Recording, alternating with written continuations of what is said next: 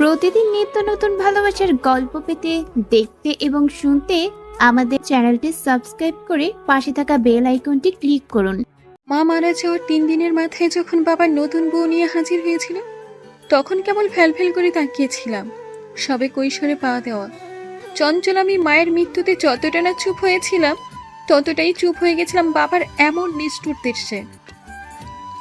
শুনেছিলাম মার আর বাবার নাকি প্রণয়ের বিয়ে ছিল, অথচ আমার মা মারা যাওয়ার 40টা দিনও আমার বাবার সহ্য হয়নি। এই কি তবে প্রণয়ের দাম? সেদিন থেকে প্রণয় ঘটিত বিষয়গুলোর উপর কেন জানি ঘৃণা আসতে শুরু করলো। মনে হতো এমন প্রণয়ের কি মানে, যে প্রণয়ে মানুষটা না থাকলে ভালোবাসার ঘাটতি হয়। কথাগুলো একদমই বলেই থামে স্পর্শী। মলিন হেসে তাকায় বান্ধবী তানিয়ার দিকে। বান্ধবী তার অসহায় দৃষ্টিতে তাকিয়ে আছে। চোখ বন্ধ করে বড় শ্বাস নেয় স্পর্শী। সিলিং এর দিকে তাকিয়ে আবারও বলে, মা নাকি ভীষণ ভালোবেসে আমার নাম রেখেছিল স্পর্শী। বাবাও খুব ভালোবাসতো, তবে তা মা মারা যাওয়ার পরেই হারিয়ে গেল। নতুন বউ নিয়ে আমার বাবা আর দাদি এত ব্যস্ত হয়ে পড়ল যে তাদের মাথায় ছিল না আমার মা মারা গেছে মাত্র 3 দিন আগে। আমি মায়ের সঙ্গে কাতর ছিলাম। বাবাকে কিছু না বলে সেদিন চুপচাপ ঘরের এক কোণায় বসে মায়ের ছবি বুকে আঁকড়ে ধরে হাউমাউ করে কেঁদেছি। আমার কান্নার শব্দেও কেউ আসেনি আমাকে সান্ত্বনা দিতে। শুধুমাত্র একটি মানুষ এসেছিল। কে এসেছিল জানিস? আমাদের বাড়ির কাজের মেয়েটি রেনু আপা। উনি আমাকে বুকে জড়িয়ে নিয়েছিলেন। নিজের ভাগ্যের উপর সেদিন আমার মারাত্মক হাসি পেয়েছিল। টানা 37 দিন আমি ঘরের বাইরে যাইনি। মা মারা যাওয়ার যেদিন 40 দিন, সেদিন ঘর থেকে বের হয়েছিলাম। এতগুলো দিনেও কেউ আমার খোঁজ নেয়নি। রেনু আপা সময় মতো খাবার দিয়ে যেত, অনেক সময় খাইয়েও দিত। রাতে আমার সাথে ঘুমাতো, বাকিটা সময় একা থাকতাম। যেদিন ঘর থেকে বের হয়েছিলাম, সেদিন থেকে অন্যরকম হয়ে গেলাম। সহজ সরল দুষ্টু প্রকৃতির মেয়েটা হয়ে গেল গম্ভীর বোঝদার। বাবা এতেও যায় আসলো না। আমারও তার উপর তৈরি হলো ঘৃণার এক শহর। তাকে দেখলে ঘৃণায় আমার গা গোলাতো। মেয়েরা নাকি বাবাকে সব থেকে বেশি ভালোবাসে, অথচ আমি কেবল ঘৃণাই করে গেলাম। যখন দিন দিন সময় এগোতে লাগলো, তখন আমার জীবনের চক্র ঘুরতে লাগলো। বাবার নতুন বউ প্রথম দিকে তেমন কিছু না বলে পরে গোপনে আমাকে অত্যাচার করতে থাকলো। প্রথম মুখ বুজে সহ্য করতাম সব। একদিন একটা কাজে ভুল হয়েছিল বলে আমাকে ফেলে নির্মম ভাবে আঘাত করেছিল। সেদিন দাদি ফুপির বাড়ি গিয়েছিল আর বাবা অফিসে। বাড়িতে রেনু আপা ছিল। আমাকে রক্তাক্ত অবস্থায় যখন ফেলে চলে গেলেন মহিলা, তখন রেনু আপা কাঁদতে কাঁদতে বুকে জড়িয়ে নিলেন। দারোয়ান কাকার সাহায্য নিয়ে গেল হসপিটালে। রক্ত তিনিই দিলেন। সেদিন থেকেই আমি তাকে বড় বোনের থেকে বেশি ভালোবাসি। বাবা খোঁজও নিলেন না। আমার জ্ঞান আসার পর থেকে সেদিন প্রতিজ্ঞা করেছিলাম, বাঁচতে হলে বাঁচার মতো বাঁচব। এ শহরে, এ নিষ্ঠুর পৃথিবীতে চুপ করে থাকলে আরো পেয়ে বসবে এরা। তাই সেদিন থেকে বদলানো শুরু করলাম। বাবার দ্বিতীয় স্ত্রী যখনই আমাকে কোনো কাজের কথা বলতো, সরাসরি পারবো না বলে দিতাম। উনি একদিন তেড়ে আসলেন আমাকে মারবে বলে। আমারও মারাত্মক রাগের চোটে পাশের ডাইনিং টেবিল থেকে গ্লাস তুলে নিয়ে তা ফাটিয়ে কাঁচ সামনে ধরেছিলাম। ব্যাস, সেদিন থেকেই বাবার চক্ষু হলাম। বাবা একবারও জিজ্ঞেস করলেন না আসল ঘটনাটা কি। আমিও পাত্তা দিইনি। এরপর থেকে কখনো ওই মহিলাও আমাকে মারার সাহস পায়নি। রেনু আপা সব সময় আমার সাথে থাকতেন। এভাবেই চলছে জীবন। তানিয়া হুট করে স্পর্শীকে জড়িয়ে ধরে হাউমাউ করে কেঁদে উঠল। স্পর্শী নির্বাক। শেষ কবে সে কেঁদেছিল তার মনে নেই। আসলে মেজরিটি মানুষের বয়সের সাথে সাথে আসে না, আসে পরিস্থিতির সাথে। স্পর্শী দীর্ঘশ্বাস ফেলে তানিয়ার পিঠে হাত রাখে। তানিয়া কিছুটা শান্ত হতে স্পর্শী মৃদু হেসে বলে, তোর কান্নাকাটি শেষ হলে চল। আর এইসব কথা আজ পর্যন্ত কেউ জানে না। তুই আমার বেস্ট ফ্রেন্ড, তাই অনেক দিন পর বললাম, প্লিজ তুই এগুলো নিয়ে কারোর সাথে ডিসকাস করিস না। তানিয়া কান্না করা অবস্থাতেই স্পর্শীকে একটা গাট্টা মারে। তাদের বন্ধুত্ব কলেজ লাইফ থেকে শুরু হয়েছে। তখন থেকেই দেখে আসছে স্পর্শী তার বাবাকে ঘৃণা করে। অনেকদিন জিজ্ঞেস করেও কোনো লাভ হয়নি। আজ অনেক জোরাজুরির পর বলল তার করুণ অতীতের কথা। এত এত প্রপোজ পাওয়া সত্ত্বেও কেন মেয়েটা প্রেম ঘটিত বিষয়গুলোতে থাকতো না তা বুঝে আসতো না তানিয়ার। আজ সবটাই খুব ভালো করে বুঝলো সে। তানিয়া ওয়াশরুম থেকে চোখে মুখে পানি দিয়ে এসে মুখ মুছে নিল। স্পর্শীয় ওড়নাটা ভালো করে জড়িয়ে নিল। তারপর ব্যাগ নিয়ে দুই বান্ধবী বেরিয়ে আসে রুম থেকে। লিভিং রুম কাটিয়ে যখন বের হতে যাবে তখনই কানে আসে তার বাবার গম্ভীর আওয়াজ। ভ্রু কুচকে স্পর্শী সেদিকে তাকায়। শাহাদাত শেখ বলেন, তোমাকে তো বলেছিলাম আজ কোথাও যাবে না তুমি। আজ তোমাকে দেখতে আসবে পাত্রপক্ষ, তাও তুমি বেরোচ্ছ কেন? কোন সাহসে? স্পর্শী হাত বগল দাবা করে ভালো মতো দাঁড়ায়, বাঁকা হেসে বলে, মিস্টার শাহাদাত শেখ, আপনি হয়তো কাল শুনতে পাননি, আমি আপনাকে বলেছিলাম যে এই সময় আমি কোনো রকম বিয়ে করব না। আর বাবার দায়িত্ব যখন এতদিন পালন করেননি তখন এখনো করতে আসবেন না প্লিজ। আপনার এই ন্যাকামো দেখলে আমার ঘৃণার পরিমাণটা বেড়ে যায়, কমে না। স্পর্শী এক মুহূর্ত না দাঁড়িয়ে গটগট করে বের হয়ে যায়। অপমানে মুখ থমথমে হয় শাহাদাত সাহেবের। তানিয়া হা করে তাকায় স্পর্শের দিকে, বলে, বান্ধবী, তুই এমনে মুখের ওপর কেমনে বলস রে? আমারও শিখা, আমি শিখমু। স্পর্শী হাই তুলে বলে, একটু আগে না ছিচকাতুনির মতো কাঁদছিলে, এখন আবার মুড চেঞ্জ হলো কেমনে? তানিয়া মন খারাপ করে বলে, ধুর, আমি আর কিছুই বলবো না। ঠোঁট চেপে হাসে স্পর্শী। একটা রিক্সা দেখে উঠে পড়ে দুই বান্ধবী। দুজনের হালকা কথোপকথনে চলে আসে ভার্সিটি। দুজনেই ক্যাম্পাসে এসে তাদের বন্ধু দলকে খুঁজতে থাকে। বটগাছের নিচে নাদিম, নীরব, সামিরাকে বসে থাকতে দেখে ওরাও এগিয়ে আসে। স্পর্শী নীরবের মাথায় ব্যাগ দিয়ে মেরে বলে, কিরে মাথা মোটা, তোর সাথে আরেকটা কই? নীরব থমথমে মুখে অন্যদিকে তাকায়, বলে, খবরদার, আমাকে মাথা মোটা বলবি না। আমি মোটেও মাথা মোটা নই। আর শাফিন গফরে নিয়ে কক্সবাজার গেছে। সামিরা চোখ বড় বড় করে বলে, এই কি বলছিস? শাফিন গল্ফ নিয়ে কক্সবাজারে গেছে মানে? শাফিন তো বললো ও কোনো ট্রিপে যাচ্ছে ক্লাব থেকে। নীরব জিভে কাটে। সত্যি কথা মুখ ফসকে বলে ফেলেছে ভেবে নিজেই নিজেরে বকতে থাকে। বাকি সকলে তার দিকে আগ্রহ নিয়ে তাকিয়ে আছে আসল সত্য জানার জন্য। নীরব 32টা দাঁত বের করে হাসি দেয়। বাকি সবার যা বোঝার বোঝা হয়ে গেছে, তাই সবাই নিজেদের মতো ঠিকঠাক হয়ে বসে। নাদিম নাক ছিটকে বলে, আসলেও তুই একটা মাথা মোটা, এটা কোনো কথাই থাকে না। শাফিন আসলে তোর 12টা বাজাবে। সামিরা তীক্ষ্ণ দৃষ্টিতে তাকায় নাদিমের দিকে, রাগী স্বরে বলে, তার আগে আম্মুই আর 12টা বাজাবে। তানিয়া পাশ থেকে উৎসুক দৃষ্টিতে তাকিয়ে বলে, তুই না সাফিনের যমজ বোন, তাহলে ওরে এত হিংসা করস কেন? সামিরা তেলে বেগুনে জ্বলে উঠে বলে, তোর এত দরদ লাগে কেন রে? ও যখন আমারে আম্মুর কাছে বকা খাওয়ায় তখন তো দরদ দেখাস না। তানিয়া ভেঙচি কাটে।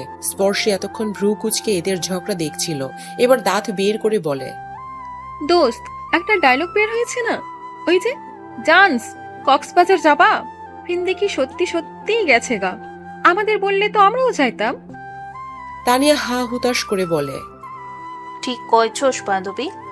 আহারে, সাফিন এখন একা একা গফরে নিয়া আরামে ঘুইরা বেড়াবে। এটা কি হতে দেওয়া যায় গাইস? একসাথে সবাই না বলে উঠে। স্পর্শী চাপা হেসে ব্যাগ থেকে ফোন বের করে কল দিতে থাকে সাফিনের নাম্বারে। বেচারা সাফিন হয়তো আগেই টের পেয়েছিল এমন কিছুর, তাই তো সে ঠুস করে ফোন বন্ধ করে দিয়েছে। টানিয়া ঠোঁট উল্টে বলে, শালা পেয়াদো, কবে থেকে এত ট্যালেন্টেড হয়ে গেল? স্পর্শী সহ সবাই খিলখিল করে হেসে ওঠে।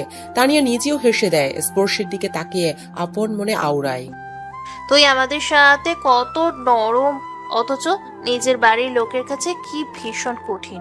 তোকে মাঝে মাঝে আমি চিনতে পারি না রে। তুই আসলে কোনটা? খিলখিল করে হেসে ওঠা স্পর্শী, নাকি গম্ভীর গলায় আওয়াজ তোলা স্পর্শী? তবে তুই ভেতর থেকে ভীষণ ভালো, আজীবন এমনই থাকিস। তোর প্রণয় নিয়ে ভুল ধারণা যেন ভেঙে যায়। তোর জীবনেও প্রণয় আসুক, তোর সব দুঃখকে নিজের সুখের ছোঁয়ায় ভরিয়ে দিই। রংহীন জীবনকে রঙিন করুক, প্রণয় বর্ষণ হোক তোর জীবনে। সবাই গল্পে মেতে উঠে, সবার গল্পের মাঝে কেউ পেছন থেকে ডেকে উঠে। Hey, Miss Black Queen. Sparshi ভ্রু কুচকে পেছনে তাকাতেই দেখে কয়েকটা ছেলে দাঁড়িয়ে আছে। স্পর্শের চোখে মুখে বিরক্তি স্পষ্ট। তাদের সামনে দাঁড়ানো কারোরই যে কিছু যায় আসে না তা তাদের মুখ দেখেই বোঝা যাচ্ছে। তানিয়া স্পর্শের কানের কাছে মুখ এনে ফিসফিস করে বলে, দোস্ত, এটা বডি বিল্ডার রুদ্র না? স্পর্শী মারাত্মক বিরক্তি নিয়ে তাকায় তানিয়ার দিকে। তানিয়া ভরকে গিয়ে সরে দাঁড়ায়। সামনে দাঁড়ানো রুদ্র দাঁত বের করে বলে, আমাকে চিনছেন মিস ব্ল্যাক কুইন? নাকি পরিচয় দিতে হবে? স্পর্শী দাঁতে দাঁত চেপে বলে, বাড়িতে তো আপনার নানু মামা মামি কেউ শান্তি দেয় না, এখন কি ভার্সিটির শান্তিটাও কেড়ে নেওয়ার পণ করেছেন? রুদ্রর পাশে দাঁড়ানো তার চেলা পান খাওয়া লাল দাঁতে হেসে বলে, আপামনি, বস তো আপনার শান্তি কায়রা নেওয়ার জন্য আইছে। ঠিক কইছি না বস? রুদ্র বাঁকা হাসে, হাই তুলতে তুলতে বলে, তোকে নিয়ে কাজ দেখতে আসবে কোন পাত্রপক্ষ? তুই সেসব বাদ দিয়ে ভার্সিটিতে কেন? তাতে আপনার কি? আমার লাইফ আমি বুঝবো, আপনার বা আপনাদের না ভাবলেও চলবে। রুদ্রের কপালের রক ফুলে উঠল, নিজেকে সামলে বলে, তোর সাথে ঝামেলা করতে আসেনি পড়ছি, বাড়ি যা। Don't call me Sparshi. Rudra বাঁকা হেসে বলে। শান্তিকে স্পর্শী শেখ, রাইট? স্পর্শে জ্বলে উঠল। সে নিজের নামের সাথে কখনোই তার বাবার নামের টাইটেল যুক্ত করেনি, আর করবেও না। ধূপ ধাপ পা ফেলে চলে যায়। রুদ্র ক্রূরও হাসে, নীরব বিড়বিড় করে বলে, যুদ্ধ এবার সমানো সমানো লাগছে, আজ ভার্সিটি উড়ে যায়। ভার্সিটি শেষ করে স্পর্শে বাড়ি ফিরতেই খেয়াল করে লিভিং রুমে তার বাবা সাওদাত শেখ, রামিয়া বেগম আর সাওদাত শেখের মা বিরস মুখে বসে আছে। একবার সেদিকে ভ্রু কুচকে তাকিয়েও কিছু না বলে সিঁড়ি দিয়ে উপরে উঠে যায়। স্পর্শের খটকা লাগে, তার দাদি তো তাকে কিছু না বলে চুপ করে থাকার মানুষ না, তাহলে এত কিছু পাত্তা না দিয়ে চুপচাপ রুমে গিয়ে শরীর এলিয়ে দেয়। তখনই ছোট ছোট পায়ে রুমে আসে স্পর্শ। গুটি গুটি পায়ে স্পর্শের বিছানার উপর উঠে আলতো হাতে মাথায় হাত রাখে। স্পর্শী চোখ বন্ধ করেই মৃদু হাসে, তারপর চোখ খুলে উঠে বসে স্পর্শকে কোলে বসায়। স্পর্শ আধো আধো ভাবে বলে, আপাই, তোমার কি মাথা ব্যথা করছে? স্পর্শী হেসে বলে, না তো ভাইয়া, আমার এক মাথা ব্যথা করছে না। তুমি এখানে কিভাবে আসলে? তোমার আম্মু তো বকবে। স্পর্শ মন খারাপ করে বলে, বকুক, আম্মুটা না শুধু শুধু বকে। তুমি কত ভালো। স্পর্শী খিলখিলিয়ে হাসে। এটা রামিয়া আর সাদাত শেখের ছেলে। সাদাত শেখ মেয়ের নামের সাথে মিলিয়ে ছেলের নামকরণ করেছে। এতে অসন্তুষ্ট রামিয়া। 4 বছরের ছেলেটাকে সে সবসময় স্পর্শের থেকে দূরে দূরে রাখে। প্রথম স্পর্শীয় দূরেই থাকতো, কিন্তু এমন কিউট একটা বাচ্চা ছেলের থেকে কি দূরে থাকা সম্ভব? উফ, একদমই না। তাই তো সেও তার পিচ্চি ভাইটাকে অনেক ভালোবাসে। এ পুরো বাড়িতে রেনু আপা আর স্পর্শই তার সব। স্পর্শের ভাবনার মাঝে রামিয়ার রুক্ষ কণ্ঠ কানে আসে। স্পর্শী ভ্রু কুচকে তাকাতেই রামিয়া এসে এক প্রকার ছিনিয়ে নেয় স্পর্শকে। স্পর্শ ভয়ে কান্না করে দেয়। স্পর্শী আটকে উঠে বলে, আসতে ধরুন ওকে, ছোট মানুষ লেগে যাবে। ঝাঁঝালো স্বরে রামিয়া উত্তর দেয়, আমার ছেলে আমি বুঝে নেব, তোমারও তো দরদ দেখাতে হবে না। আর ওকে ফুসলে ফাসলে নিজের কাছে আনো কেন? হ্যাঁ, কি কুমতলব আটছো তুমি? তাচ্ছিলের সুরে হেসে স্পর্শী বলে, সবাইকে নিজের মতো কেন মনে করেন মিসেস শেখ? একটা 14 বছরের মেয়েকে আপনি চাইলেই রক্তাক্ত করতে পারেন, কিন্তু আমি এমন 4 বছরের ফুটফুটে একটা ছেলেকে কখনোই কিছু করার কথা ভাবতেও পারি না। বেয়াদব, মুখে মুখে তর্ক করো। নিজের মা বাবার সম্মান তো দিন দিন খাচ্ছো, আবার বড় বড় কথা। স্পর্শ কাঁদছে, আগে ওকে থামান, তারপর যা বলার বললেন। রামিয়া স্পর্শকে কোলে তুলে ধূপ ধাপ পা ফেলে স্থান ত্যাগ করে। বড় করে শ্বাস ফেলে স্পর্শী। জীবনটা কেমন যেন এলোমেলো হয়ে গেছে। রুমের দরজা লাগিয়ে মায়ের ছবির ফ্রেম বুকে আঁকড়ে ধরে লাইট অফ করে চোখ বন্ধ করে নেয়। রেনু আপার ডাকে স্পর্শীর ঘুম ভাঙে। বারবার দরজায় করাঘাত করছে সে। স্পর্শী ঘুম জড়ানো গলায় জোরেই বলে, আসতেছি আপা। রেনু দরজা ধাক্কানো বন্ধ করলো। স্পর্শী হাই তুলতে তুলতে রুমের লাইট জ্বালিয়ে দরজা খুলে দেয়। রেনু আপা হড়বড় করে বলে, এই অবেলায় কেউ ঘুমায় আপা? তোমায় নিচে ডাকে। স্পর্শী অলস গলায় আসছে বলে ওয়াশরুমে ঢোকে। ফ্রেশ হয়ে মুখ মুছে ওড়না গায়ে জড়িয়ে একবার ঘড়ির দিকে তাকায়। রাত 9টা বাজে দেখে একটু অবাকই হলো, এতক্ষণ ঘুমিয়েছে সে। তারপর পা বাড়ায় নিচে যাওয়ার জন্য। লিভিং রুমে এসে দাঁড়াতেই চোখ পড়ে সোফায় বসে থাকা রুদ্রের দিকে। কালো শার্টের প্রথম 2 বোতাম খোলা, হাতা ফোল্ড করে রাখা, হাতে একটা ফ্রেন্ডশিপ বেস। রুদ্রকে দেখে ভ্রু কুচকে গেল স্পর্শের। এর রাতের বেলা হঠাৎ রুদ্র এখানে? রুদ্র আর সাদাত শেখ কথা বলছিল বলে সেদিকে আর গেল না স্পর্শী। রুদ্র আর চোখে একবার স্পর্শের দিকে তাকিয়ে নিজেদের কথা বলায় মন দিল। স্পর্শী কিচেনে গিয়ে ফ্রিজ থেকে পানির বোতল নিতে নিতে রেনু আপাকে উদ্দেশ্য করে বলে, রুদ্র ভাই হঠাৎ এ বাড়িতে কেন রেনু আপা? জানো কিছু? জানি না আব্বা, 1 ঘন্টার মতো হইব আইছে, আয়সা থেকে না কি সব আলোচনা করতেছে। স্পর্শী আর কিছু বলল না, পানির বোতল নিয়ে হাঁটা লাগলো নিজের রুমের দিকে। কিন্তু 2 সিঁড়ি পা রাখতেই পেছন থেকে গম্ভীর গলায় সাদাত শেখ ডাকলেন। স্পর্শী। স্পর্শী পেছনে তাকায় জিজ্ঞাসু দৃষ্টিতে। সাদাত শেখ শান্ত গলায় বলে, তোমাকে আমি ডেকেছিলাম কিছু কথা বলার জন্য। স্পর্শী সিঁড়ি ডিঙিয়ে আবার নেমে আসে। রুদ্র সোফায় হেলান দিয়ে স্পর্শের দিকেই তাকিয়ে আছে। স্পর্শী সামনাসামনি দাঁড়াতে সাদাত শেখ কাট কাট গলায় বললেন, আজকে যারা তোমাকে দেখতে আসতে চেয়েছিলেন তাদের আমি সামনের সপ্তাহে আসতে বলেছি, আর সেদিন আমি কোনো রকম অজুহাত বা কোনো রকম কোনো কথাই শুনবো না। স্পর্শী কিছু বলল না, কিছু বলা বৃথা তা সে জানে, তাই উল্টো ঘুরে সিঁড়ির দিকে যেতে যেতে বলল, আপনার কাজ আপনি করুন, আমার কাজ আমি করব। তুমি কাল থেকে রুদ্রের সাথে ভার্সিটিতে যাবে এবং আসবে। এই পর্যায়ে তীক্ষ্ণ দৃষ্টিতে তাকায় স্পর্শী, ঝাঁঝালো কণ্ঠে বলে, আপনার অর্ডার শুনতে আমি বাধ্য নই, আর আপনার এই ভাগ্নিকে বলবেন আমার থেকে গুনে গুনে 4 হাত দূরে থাকতে। এসব গুন্ডামস্তা নিয়ে আমি চলি না। স্পর্শের কথা কর্ণপাঠ হতেই হাত মুষ্টিবদ্ধ করে নেয় রুদ্র। এতটুকু পিচ্ছে একটা মেয়ের এত সাহস, তাকে গুন্ডা মাস্তান বলে? দপ দপ করে জ্বলে উঠে কপালের নীল রগ। স্পর্শীয় ধূপধাপ পা ফেলে চলে যায় নিজের রুমে। দরজা আটকে দিয়ে পানির বোতল রেখে ব্যালকনিতে দাঁড়ায়। মৃদু হাওয়া সে ছুঁয়ে যায়। রাস্তার পাশের ল্যাম্প পোস্ট জ্বলছে, এখনো 2-1 লোক চলাচল করছে। রাস্তার পাশে থেকে থেকে কুকুর ডেকে উঠছে। সামান্য কেঁপে উঠে স্পর্শী। ঠিক সে সময়ই কিছু পড়ার শব্দে চমকে উঠে সে। পেছনে তাকাতেই দেখে রুদ্র ব্যালকনির এক কোণে দাঁড়িয়ে আছে, তার নিচে ফুলের টপ পড়ে আছে। স্পর্শে হঠাৎ রুদ্রকে দেখে কিছুটা চমকায়, তারপর নিজেকে সামলে ভ্রু কুচকে বলে, আপনি এখানে কেন? কিভাবে আসলেন? রুদ্র বাঁকা হাসে। 2 পা এগিয়ে এসে রেলিং এর উপর বসে, তারপর শান্ত কণ্ঠে বলে, ক্রিমিনালি মাইন্ড ইউজ করে আসছে। স্পর্শী খানিকটা কেঁপে উঠে, তারপর বলে, অভদ্রের মতো একটা মেয়ের রুমে চলে আসলেন? রুদ্র বাঁকা হেসে স্পর্শের একদম কাছে আসে, না ছুঁয়ে ফু দিয়ে চুল উড়িয়ে দিয়ে বলে, তখন কি বললি? আমি গুন্ডা মাস্তান? স্পর্শী 2 কদম পিছিয়ে যায়, হাত বগল দাবা করে অন্যদিকে মুখ ঘুরিয়ে বলে, ভুল কিছু বলিনি। রুদ্র পাশে থাকা একটা ফুলের টপ নিয়ে জোরে ফেলে দেয়। স্পর্শী চমকায়। রুদ্রর চোখ দেখে ভয় পায়। লোকটাকে ইগনোর করলেও ভালো রকমের ভয় পায় সে, তবুও কখনো প্রকাশ করে না। স্পর্শী কাঁপা কাঁপা গলায় বলে, করছেন? রুদ্র চোখ লাল করে তাকায়। রুদ্র পায়ে এগোয় স্পর্শীর কাছে। ঘটনার আকস্মিকতায় স্পর্শী নিজেও পিছিয়ে দেয়ালের সাথে ঠেস দিয়ে দাঁড়ায়। রুদ্র স্পর্শীর 2 পাশের দেয়ালে হাত রেখে মুখ একদম স্পর্শীর মুখ বরাবর আনে, তাতে দাঁত চেপে বলে, রৌদ্র কোনো গুন্ডা বা মাস্তান নয়। যতটুকু যা সবটাই তোর জন্য। আর কখনো কিছু বলার আগে ভেবে করবে, নয়তো গুন্ডা মাস্তার মতো বিহেভ করে দেখাবো। মাইন্ডেড। গট গট করে বেরিয়ে যায় স্পর্শী রুম থেকে।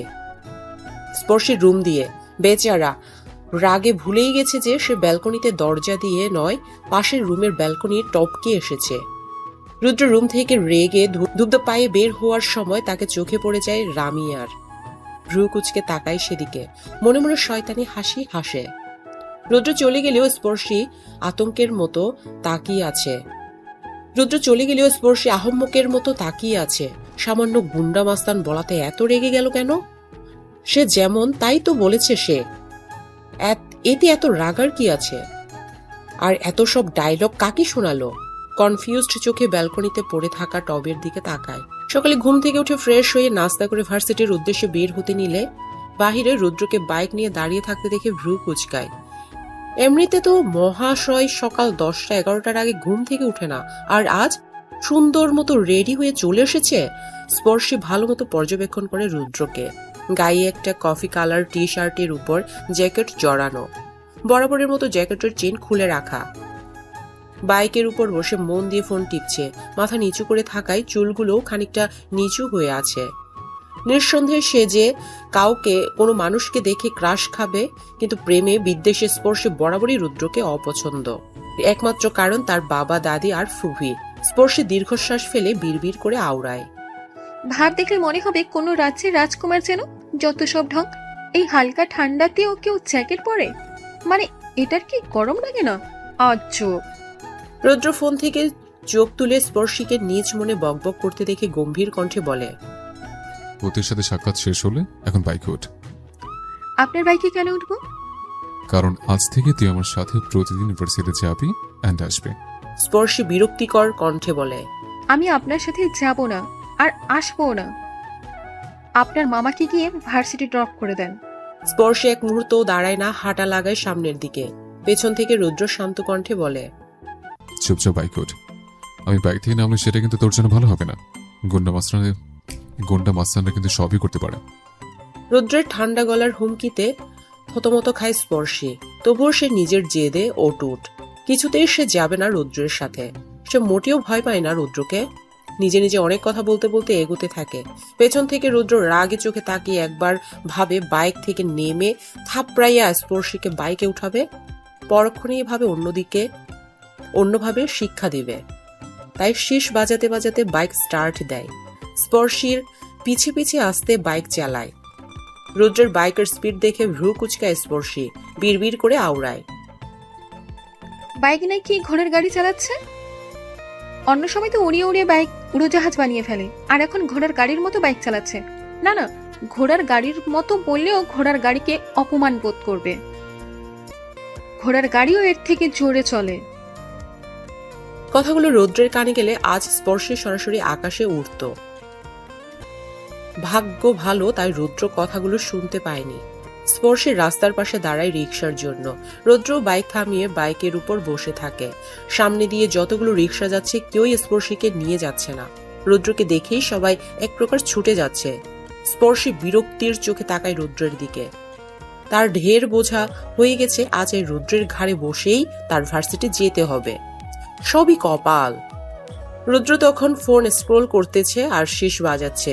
স্পর্শী দাঁতে দাঁত চেপে গদগদ করে এসে রুদ্রের বাইকে বসে। এছাড়া আর আজ উপায় নাই।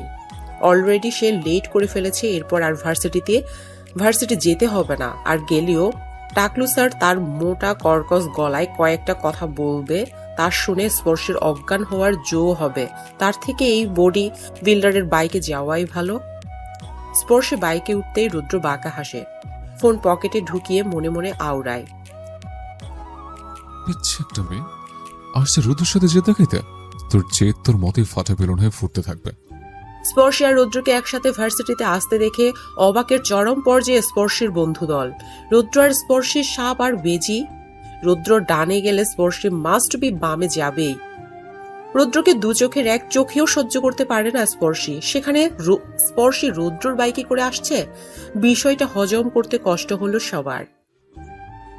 সামিরা তানিয়াকে চিমটি কেটে বলে, দোস্ত, আমি মনে হয় স্বপ্ন দেখেছি।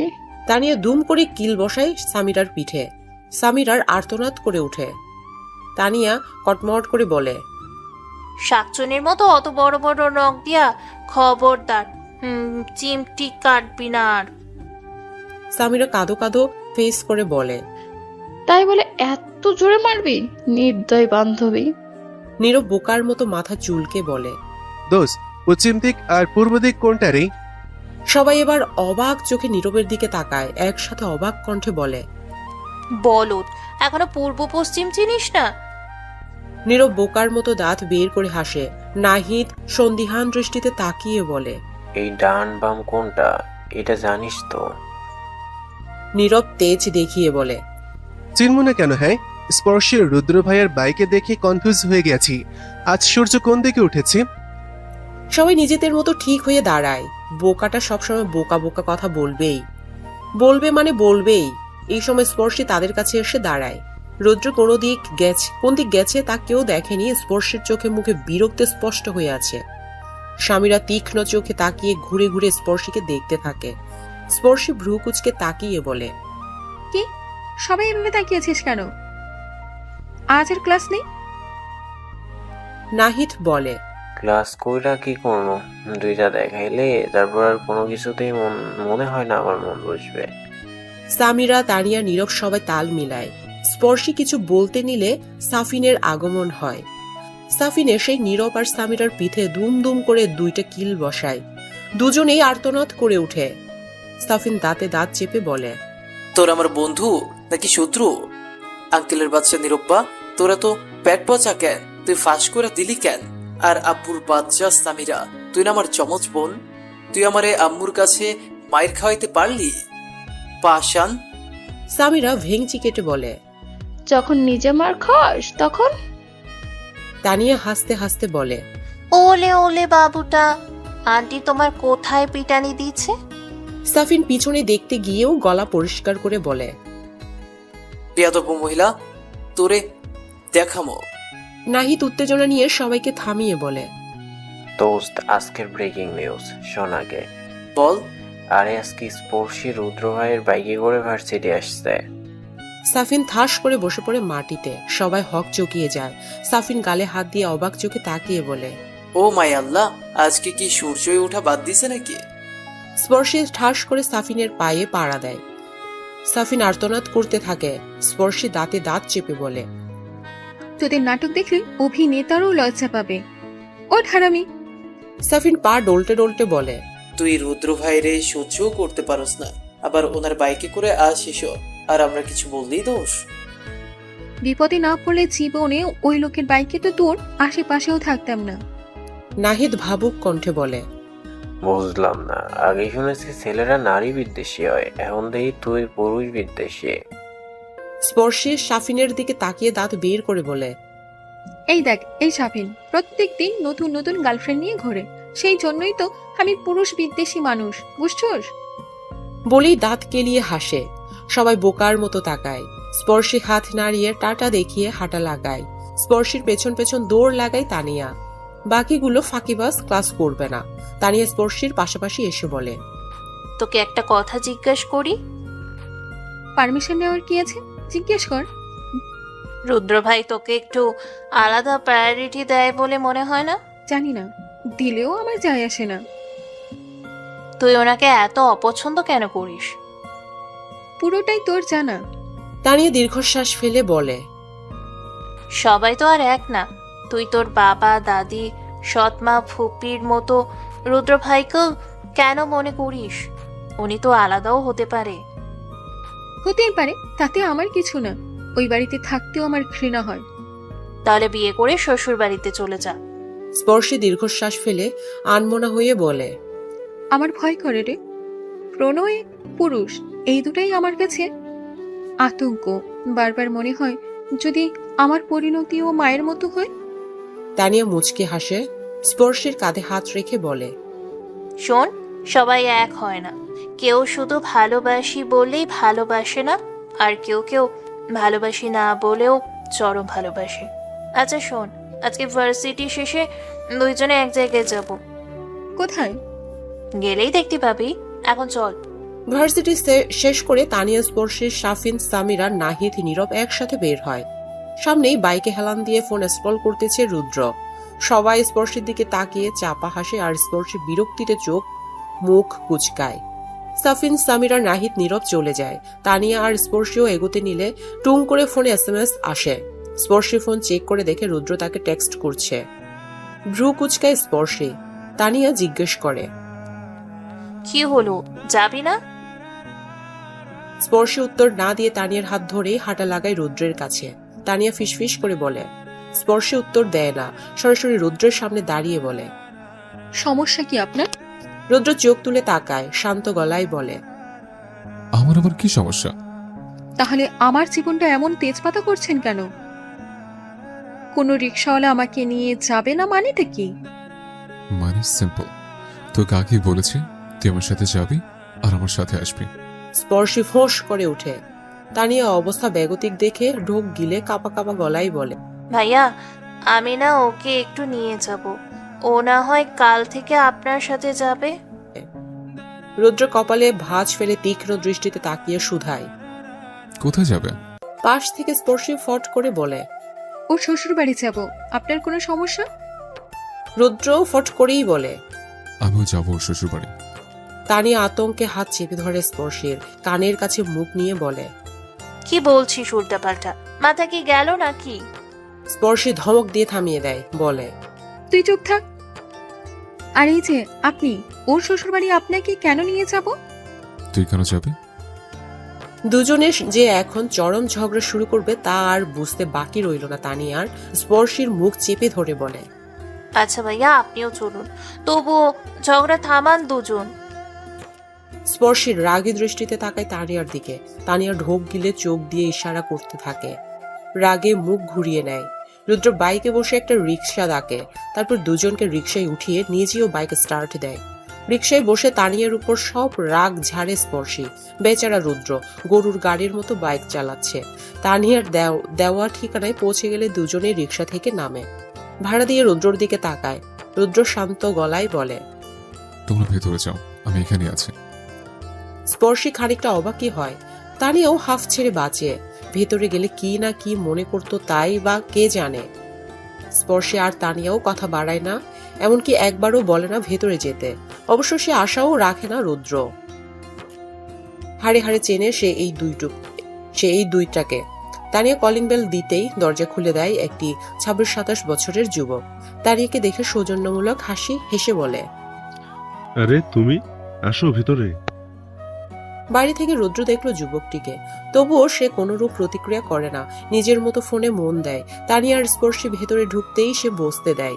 তানিয়া মৃদু হেসে বলে, ফিয়া কোথায় ফয়সাল ভাই? ফয়সাল নামটি শুনে চমকে তাকায় স্পর্শী। চোখে মুখে তার বিশাল অবাকতা। ফয়সাল কপালের ঘাম মুছতে মুছতে বলে, আর বলো না, দোলনায় শুয়ে রেখে আসছি। আজকে আপাও আসেনি, তাই বাচ্চাটাকে সামলে আবার ঘর সামলাতে ভীষণ হিমশিম খাচ্ছি। এর মধ্যেই বাচ্চার কান্না ভেসে আসে। ফয়সাল ছুট লাগাই সেদিকে। টানিয়া আর স্পর্শেও পেছন পেছন যায়। স্পর্শী পুরো বাড়িতে আর কাউকে না দেখে খানিকটা অবাকই হয়। বেডরুমে ঢুকতেই চোখে পড়ে ফয়সাল একটি বাচ্চাকে কোলে নিয়ে কান্না থামাচ্ছে, কিন্তু বাচ্চা তার কান্না কোনো মতেই কমছে না। তানিয়া ব্যাগ রেখে এগিয়ে যায় ফয়সালের কাছে, নিম্ন স্বরে বলে, ফিয়াকে আমার কাছে দিন ভাইয়া। ও তো কান্না করছে। তানিয়া কথা না বাড়িয়ে নিজেই ফিহাকে কোলে তুলে নেয়। বুকে আঁকড়ে ধরে কান্না থামানোর চেষ্টা করে। অদ্ভুতভাবে আঁকড়ে ধরে ফিহা। কান্নাটাও থেমে যায়। তানিয়ার বুকে মাথা রেখে একটা আঙুল মুখে পুরে তাকিয়ে থাকে স্পর্শের দিকে। স্পর্শে আর ফয়সাল খানিকটা অবাক হয়, বাচ্চাটা এত সহজে থেমে গেল। তানিয়া হেসে হেসে কথা বলতে থাকে ফিহার সাথে। ফয়সাল চুপ করে খানিকটা দেখে বলে, তানিয়া, কিছু মনে না করলে একটু হেল্প করবা? তানিয়া জিজ্ঞাসা দৃষ্টিতে তাকায়। স্পর্শে শুধু দেখতেছে আর মাঝে কোনো প্রতিক্রিয়া নেই। ফয়সাল ইতস্তত করে বলে, আসলে তুমি যখন এসেছো ওকে একটু রাখবে? আসলে আমি একটু শাওয়ার নিতাম। তানিয়া ভ্রু কুচকে বলে, এখনো শাওয়ার নেননি? না, আসলে ফিহা আজকে সারাদিনে একটু ঘুমায়নি, অনেক জ্বালিয়েছি। ওকে সামলে রান্না করতে করতে সময় কেটে গেছে। ভেবেছিলাম রাতে ওকে ঘুম পাড়িয়ে শাওয়ার নিব, তুমি যখন আসলে তাই। আপনি শাওয়ার নিন, আমি ওকে রাখতেছি। ফয়সাল কৃতজ্ঞতা মিশ্রিত হাসি দেয়। তারপর প্রয়োজনীয় জিনিসপত্র নিয়ে ওয়াশরুমে ঢুকে যায়। তার আগে বলে যায়, কিচেনে ফল কাটা আছে, একটু নিয়ে নিও প্লিজ। তানিয়া কিছু বলে না। ফয়সাল ওয়াশরুমে ঢুকতে স্পর্শে চেপে ধরে আস্তে করে বলে, এটা কার বাড়ি? এখানে আর কেউ থাকে না? এখানে কেন আনলি আমাকে? আর এই বাচ্চার মা কই? তানিয়া এতগুলো প্রশ্ন শুনে দীর্ঘশ্বাস নেয়। ফিহাকে কোলে নিয়ে স্পর্শীকে বলে, আমার সাথে আয়। স্পর্শীও কিছু না বুঝে তানিয়ার সাথে যায়। পাশের রুমের দরজা খুলে দুজনেই ঢোকে। দেওয়ালে বড় করে একটি মেয়ের ছবির ফ্রেম বাঁধানো। হাস্যোজ্জ্বল চেহারা নিয়ে তাকিয়ে আছে ক্যামেরার দিকে। স্পর্শী বলে, এটা কে? ফিয়ার মা। স্পর্শী ভ্রু কুচকে তাকায়। তানিয়া ফিহার পিঠে হাত বুলাতে বুলাতে বলে, ফিয়ার বয়স 9 মাস আর ওর মায়ের মৃত্যু 9 মাস আগে হয়েছে। স্পর্শী চোখ বড় বড় করে তাকায়। তানিয়া ফের বলে, ফিয়াকে জন্ম দিতে গিয়ে মারা গেছেন উনি। ফয়সাল ভাই আর ওনার প্রণয়ের বিয়ে ছিল। 2 বছর সংসারের পর ফিয়ার আগমন, কিন্তু সেই দিনই অতিরিক্ত ব্লিডিং এর জন্য মারা যায়। ভাইয়ার পরিবার থেকে ওনাকে বিয়ে করতে বলে। ভালোবাসার মানুষ হারিয়ে তখন উনি পাগলের মতো হয়ে গেছে। পিচ্চি বাচ্চাটাকে সামলানোর জন্য কাউকে তো দরকার, তাই তারা দ্বিতীয়বারের মতো ফয়সাল ভাইকে বিয়ে করতে বলে, কিন্তু সে সরাসরি নিষেধ করে দেয়। বাড়ির লোকদের অতিরিক্ত জ্ঞান থেকে বাঁচার জন্য মেয়েকে নিয়ে সে চলে আসে এই ছোট্ট ফ্ল্যাটে। একজন কাজের মেয়ে রাখে, সে বাচ্চা দেখাশোনা প্লাস রান্না করে দেয়। ফয়সাল ভাই বেশিরভাগ টাইমেই বাড়িতে থাকার চেষ্টা করে। নিজেদের বিজনেস হওয়ায় তেমন প্রবলেম হয় না। স্পর্শী অদ্ভুত দৃষ্টিতে তাকিয়ে আছে। তানিয়া হেসে বলে, এখনো বলবি সব প্রণয় এক, সব পুরুষ এক? দেখ, আমি জানি তোর ভেতরে একটা ভয় কাজ করে, তাই বলে কিন্তু সবাই এক না। তোর বাবা মাও হয়তো ভালোবেসে বিয়ে করেছিল, তবুও তোর মা মারা যাওয়ার 3 দিনের দিনই সে বিয়ে করে নেয়। অথচ ফয়সাল ভাই গত 8 মাস একা একাই মেয়েকে বড় করতেছে, তার মৃত স্ত্রীর স্মৃতি স্মরণে রেখে। স্পর্শী মাথা নিচু করে কাপা গলায় বলে, আমি মানি সবাই এক নয়, কিন্তু যদি আমি ফয়সালের ভাইয়ের মতো এমন প্রণয়ের মানুষ না পাই? বিষয়টা তো এমনও হতে পারে স্পর্শী, তোর বাবার মতো যদি প্রণয়ের মানুষ না পাস, তাহলে তো তুই সুখী। স্পর্শী কিছু বলে না। তানিয়া হাসে। ফিহা ঘুমিয়ে গেছে দেখে রুম থেকে বের হয় দুজন। রুমের দরজা লাগিয়ে ফিহাকে নিয়ে গিয়ে দোলনায় আলতো করে শুইয়ে দেয়। ফিহা শক্ত করে ধরে আছে তানিয়ার ওড়নার এক কোণ। তানিয়া হেসে আস্তে করে হাত ছাড়িয়ে নেয়। স্পর্শের শান্ত গলায় জিজ্ঞেস করে, এটাই সেই ফয়সাল ভাই তানু? তানিয়া চমকায়। দ্রুত পায়ে স্পর্শের কাছে এসে মুখ চেপে ধরে চাপা গলায় বলে, এসব কথা বলিস না স্পর্শী, উনি জানলে আর কখনো এখানে ঢুকতেও দিবে না। পেছন থেকে ফয়সালের কণ্ঠ ভেসে আসে। তানিয়া আটকে উঠে। এই পুরুষটিকে গত 3 বছরের বেশি সে ভালোবাসে, কিন্তু বোকা মানবটি কখনোই বোঝেনি তা। সে ছিল অন্য এক নারীতে আসক্ত এবং পরবর্তীতে ওই নারীতেই হয়েছিল মানুষটির জীবন সঙ্গী। তারপর থেকেই তো গুটিয়ে নিয়েছিল নিজেকে, কখনোই প্রকাশ করেনি নিজের অনুভূতি। আজ আবার জেনে যাবে না তো সে যে ফয়সাল ভাইকে ভালোবাসে। স্পর্শী আজ টাইমের আগেই বের হয়েছে। রুদ্রের সাথে সে যাবে না, কিন্তু একবার রুদ্র আসলে সে আর কোনো রিক্সা পাবে না, এটা একদম শিওর। তখন রুদ্রের সাথে যাওয়া ছাড়া কোনো উপায় নেই। ভার্সিটি দূরে হওয়ায় হেঁটে যাওয়া সম্ভব না। স্পর্শী আনমনে দ্রুত বের হয়ে রিক্সা ডাকে। রুদ্র টাইমের আগে আসবে না। স্পর্শী রিক্সা নিয়ে ভার্সিটি চলে আসে। তানিয়া, সামিরা, সাফিন, নীরব, নাহিদ সবাই আগে আসছে। স্পর্শীকে আসতে দেখে সাফিন হাই তুলতে তুলতে বলে, এত সকাল সকাল কেউ আসে? আরো পরে আসলে কি হতো, বডি বিল্ডারের বউ? শেষেরটুকু আসতে বলাই শুনতে পাইনি স্পর্শী। আবছা আবছা শুনতে পাওয়ায় ভ্রু কুচকে বলে, শেষে কি বলি? সাফিন থতমত খায়। খুব ভালো করেই জানে স্পর্শীকে বডি বিল্ডারের বউ। জোরে বললে আজ আর তার পৃথিবীতে থাকতে হবে না, সোজা তার ইন্না ইল্লাহি হয়ে যাবে। সাফিন দাঁত বের করে বলে, শেষে কই কি বললাম? এত সকাল সকাল ঘুম ভাগালি কেন? তানিয়া চিমটি কাটে সাফিনের হাতে। সাফিন আর্তনাদ করে উঠে। তানিয়া ভেঙচি কেটে বলে, কত বাজে দেখছিস, তোর এখনো ভোর মনে হয়? আর একবার এই নখ দিয়ে গোতা দিলে তোর খবর আছে। আর আমার কাছে এখন সাফিনকে কিছু বলে লাভ নেই, সবাই জানে। এর মধ্যেই ফোন বেজে উঠে সাফিনের। কপালে ভাঁজ ফেলে ফোন হাতে তুলতেই কপালের ভাঁজ ঠিক হয়ে যায়। চোখ মুখ চকচক করে ওঠে। নাহিদ ভ্রু কুচকে বলে, কার ফোনে রে? এত খুশি হচ্ছিস কেন? সাফিন উত্তেজনা নিয়ে বলে, আরে আর বলিস না, কাল একটা মেয়ের সাথে ফ্ল্যাট করছিলাম, মানে পটানোর চেষ্টা আর কি। তোরা তো জানিস আমি কখনোই রাতে তাড়াতাড়ি ঘুমাই না। ওমা রাত 12টার দিকে নখ দিয়ে বলতেছে ঘুমায় না কেন। আমি বলছি পরে ঘুমাবো। মেয়ে দেখি আমার সাথে ঝগড়া শুরু করে দিছে, কেন রাতে ঠিক মতো ঘুমায় না তা নিয়ে। একদিনের ফ্ল্যাটে এমন অবস্থা হবে জানলে তো আরো আগেই ফ্ল্যাট করতাম। খুবই আগ্রহের সাথে সাফিন কথাগুলো শেষ করলো। সামিরা কপালে হাত দিয়ে বলে, আমি হতাশ। তুই যা, এখন কথা বলে আই। সাফিন আর দেরি করে না, ফোন রিসিভ করে একটু দূরে যায়। সবাই তীক্ষ্ণ দৃষ্টিতে তাকিয়ে থাকে সাফিনের দিকে। কারো আর বুঝতে বাকি নেই যে বিষয়টা শুধু ফ্লার্ট পর্যন্ত নেই, প্রেম পর্যন্ত গড়িয়ে গেছে। তানিয়া হাই হুতাশ করে উঠে। সাফিন দ্রুত কথা শেষ করে দাঁত বের করে সবার মধ্যে আসে। স্পর্শী ভাবুক স্বরে শুধায়, এটা জানি, তোর কত নাম্বার গো? সাফিন খুশিতে গটগট হয়ে বলে, 16 নাম্বার রে। নাহিদ বোকার মতো তাকিয়ে থাকে। ভাই এত মেয়ে কেমনে পটাস? আরে বুঝতে হবে, এগুলা হচ্ছে ওমেন, একটু মিষ্টি করে কথা বললেই পটে যাবে। তারপর বলে। সাফিনের কথায় ফুঁসে উঠে স্পর্শী, সামিরা, তানিয়া তিনজনে একসাথে কিল বসায় সাফিনের পিঠে। সাফিন ও বাবা মাগো বলে চেঁচাতে থাকে। সামিরা দাঁত কেলিয়ে বলে, ওম্যান কাকে বলে এবার বোঝাবো ভাইজান। সাফিন ব্যথায় চোখ মুখ কুঁচকে থাকে। নাহিদ নীরব 32টা দাঁত বের করে হাসে। তারপর বলে, দোস্ত, তোর 15 নাম্বার জিএফ এর লগে ব্রেকআপ করলি কেন? সাফিন মুখটা কাঁদো কাঁদো করে বলে, আর বলিস না দোস্ত, তোরা তো জানিস আমি কি পরিমাণ লয়াল। যখন একজনের সাথে প্রেম করি তখন শুধু ওই একজনের সাথেই প্রেম করি, কিন্তু সে তো আমারে সন্দেহ করতেই আছে। এইসব নিয়ে ওরা ধরা ঝগড়া কইরা দিছি ব্রেকআপ। তারপর ফেসবুক থেকে হাত কাটা পিক নিয়ে ওরে দিয়ে বললাম, দেখো তোমার জন্য আমি হাত কাটছি। ওমা মে বলে কি, আমারে ধমক দিয়া কয়, হারামজাদা, ফেসবুকের ফেক পিক জোগাড় কইরা বলিস এটা তোর হাত? আমি এখন শিওর তুই একটা।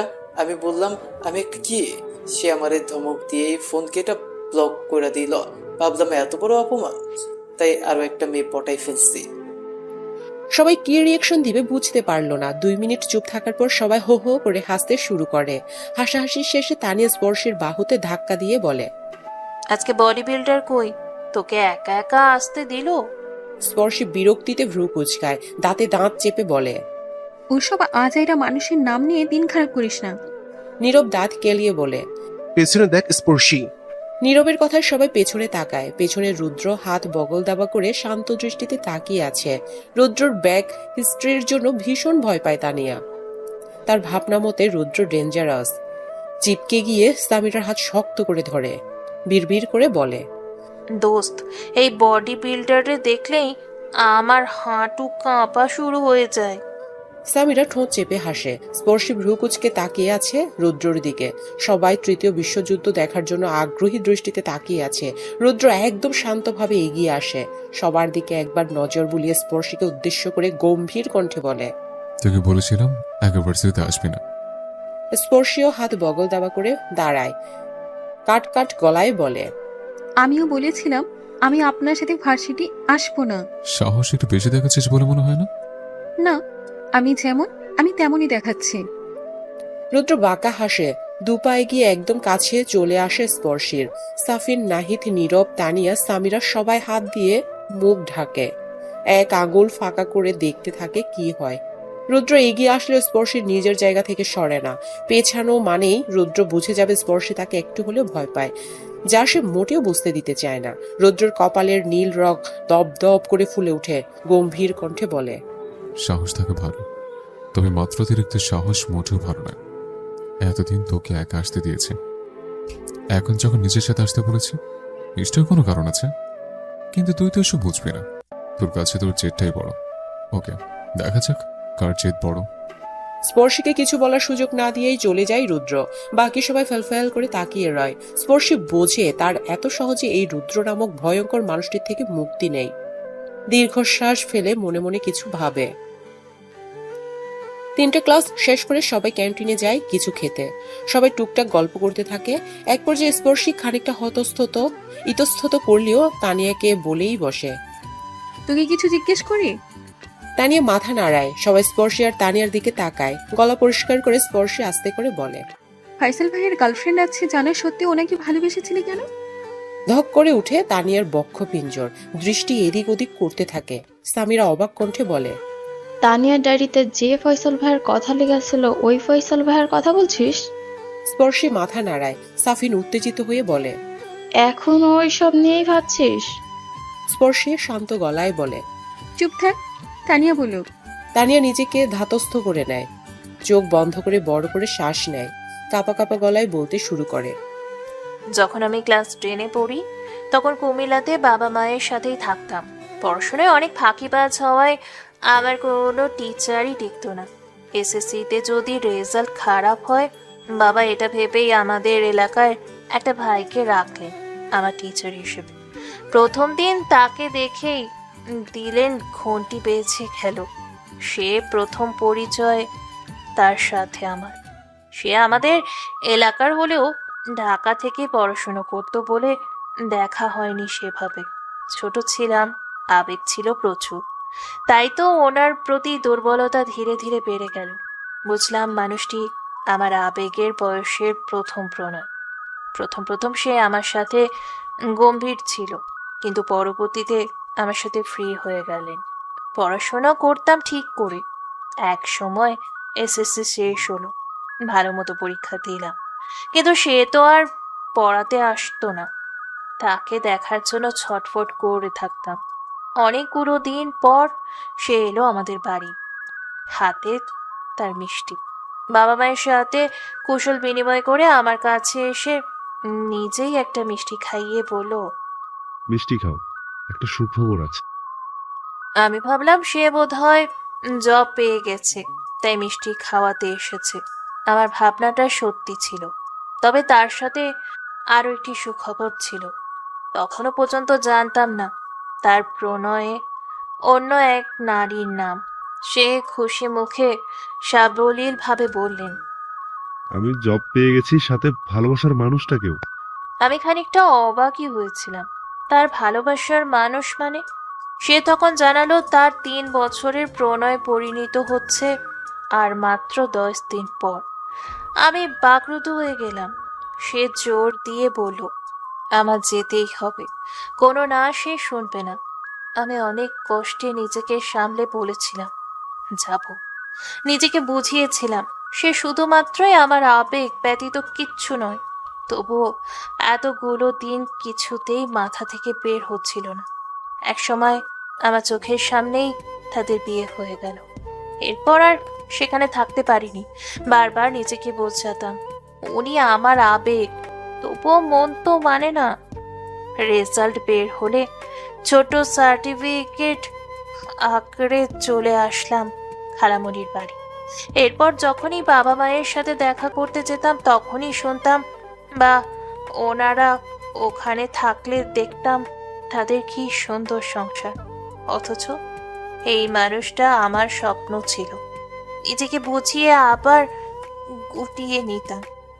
ইন্টারে টেস্টের পর একবার বাড়ি গিয়েছিলাম, গিয়ে শুনলাম তার বউ মারা গেছে আর সে বিয়ে করবে না বলে বাচ্চাকে নিয়ে ঢাকা চলে এসেছে।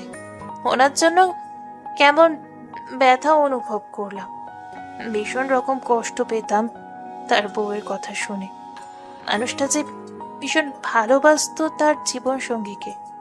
এরপর হঠাৎ একদিন আবার দেখা হলো তার সাথে। তারপর থেকে তার বাড়িতে টুকটাক যাওয়া আসা লেগে থাকে। তানিয়া, আমি ভাবলাম সে বোধহয় জব পেয়ে গেছে তাই মিষ্টি খাওয়াতে এসেছে। আমার ভাবনাটা সত্যি ছিল, তবে তার সাথে আরো একটি সুখবর ছিল।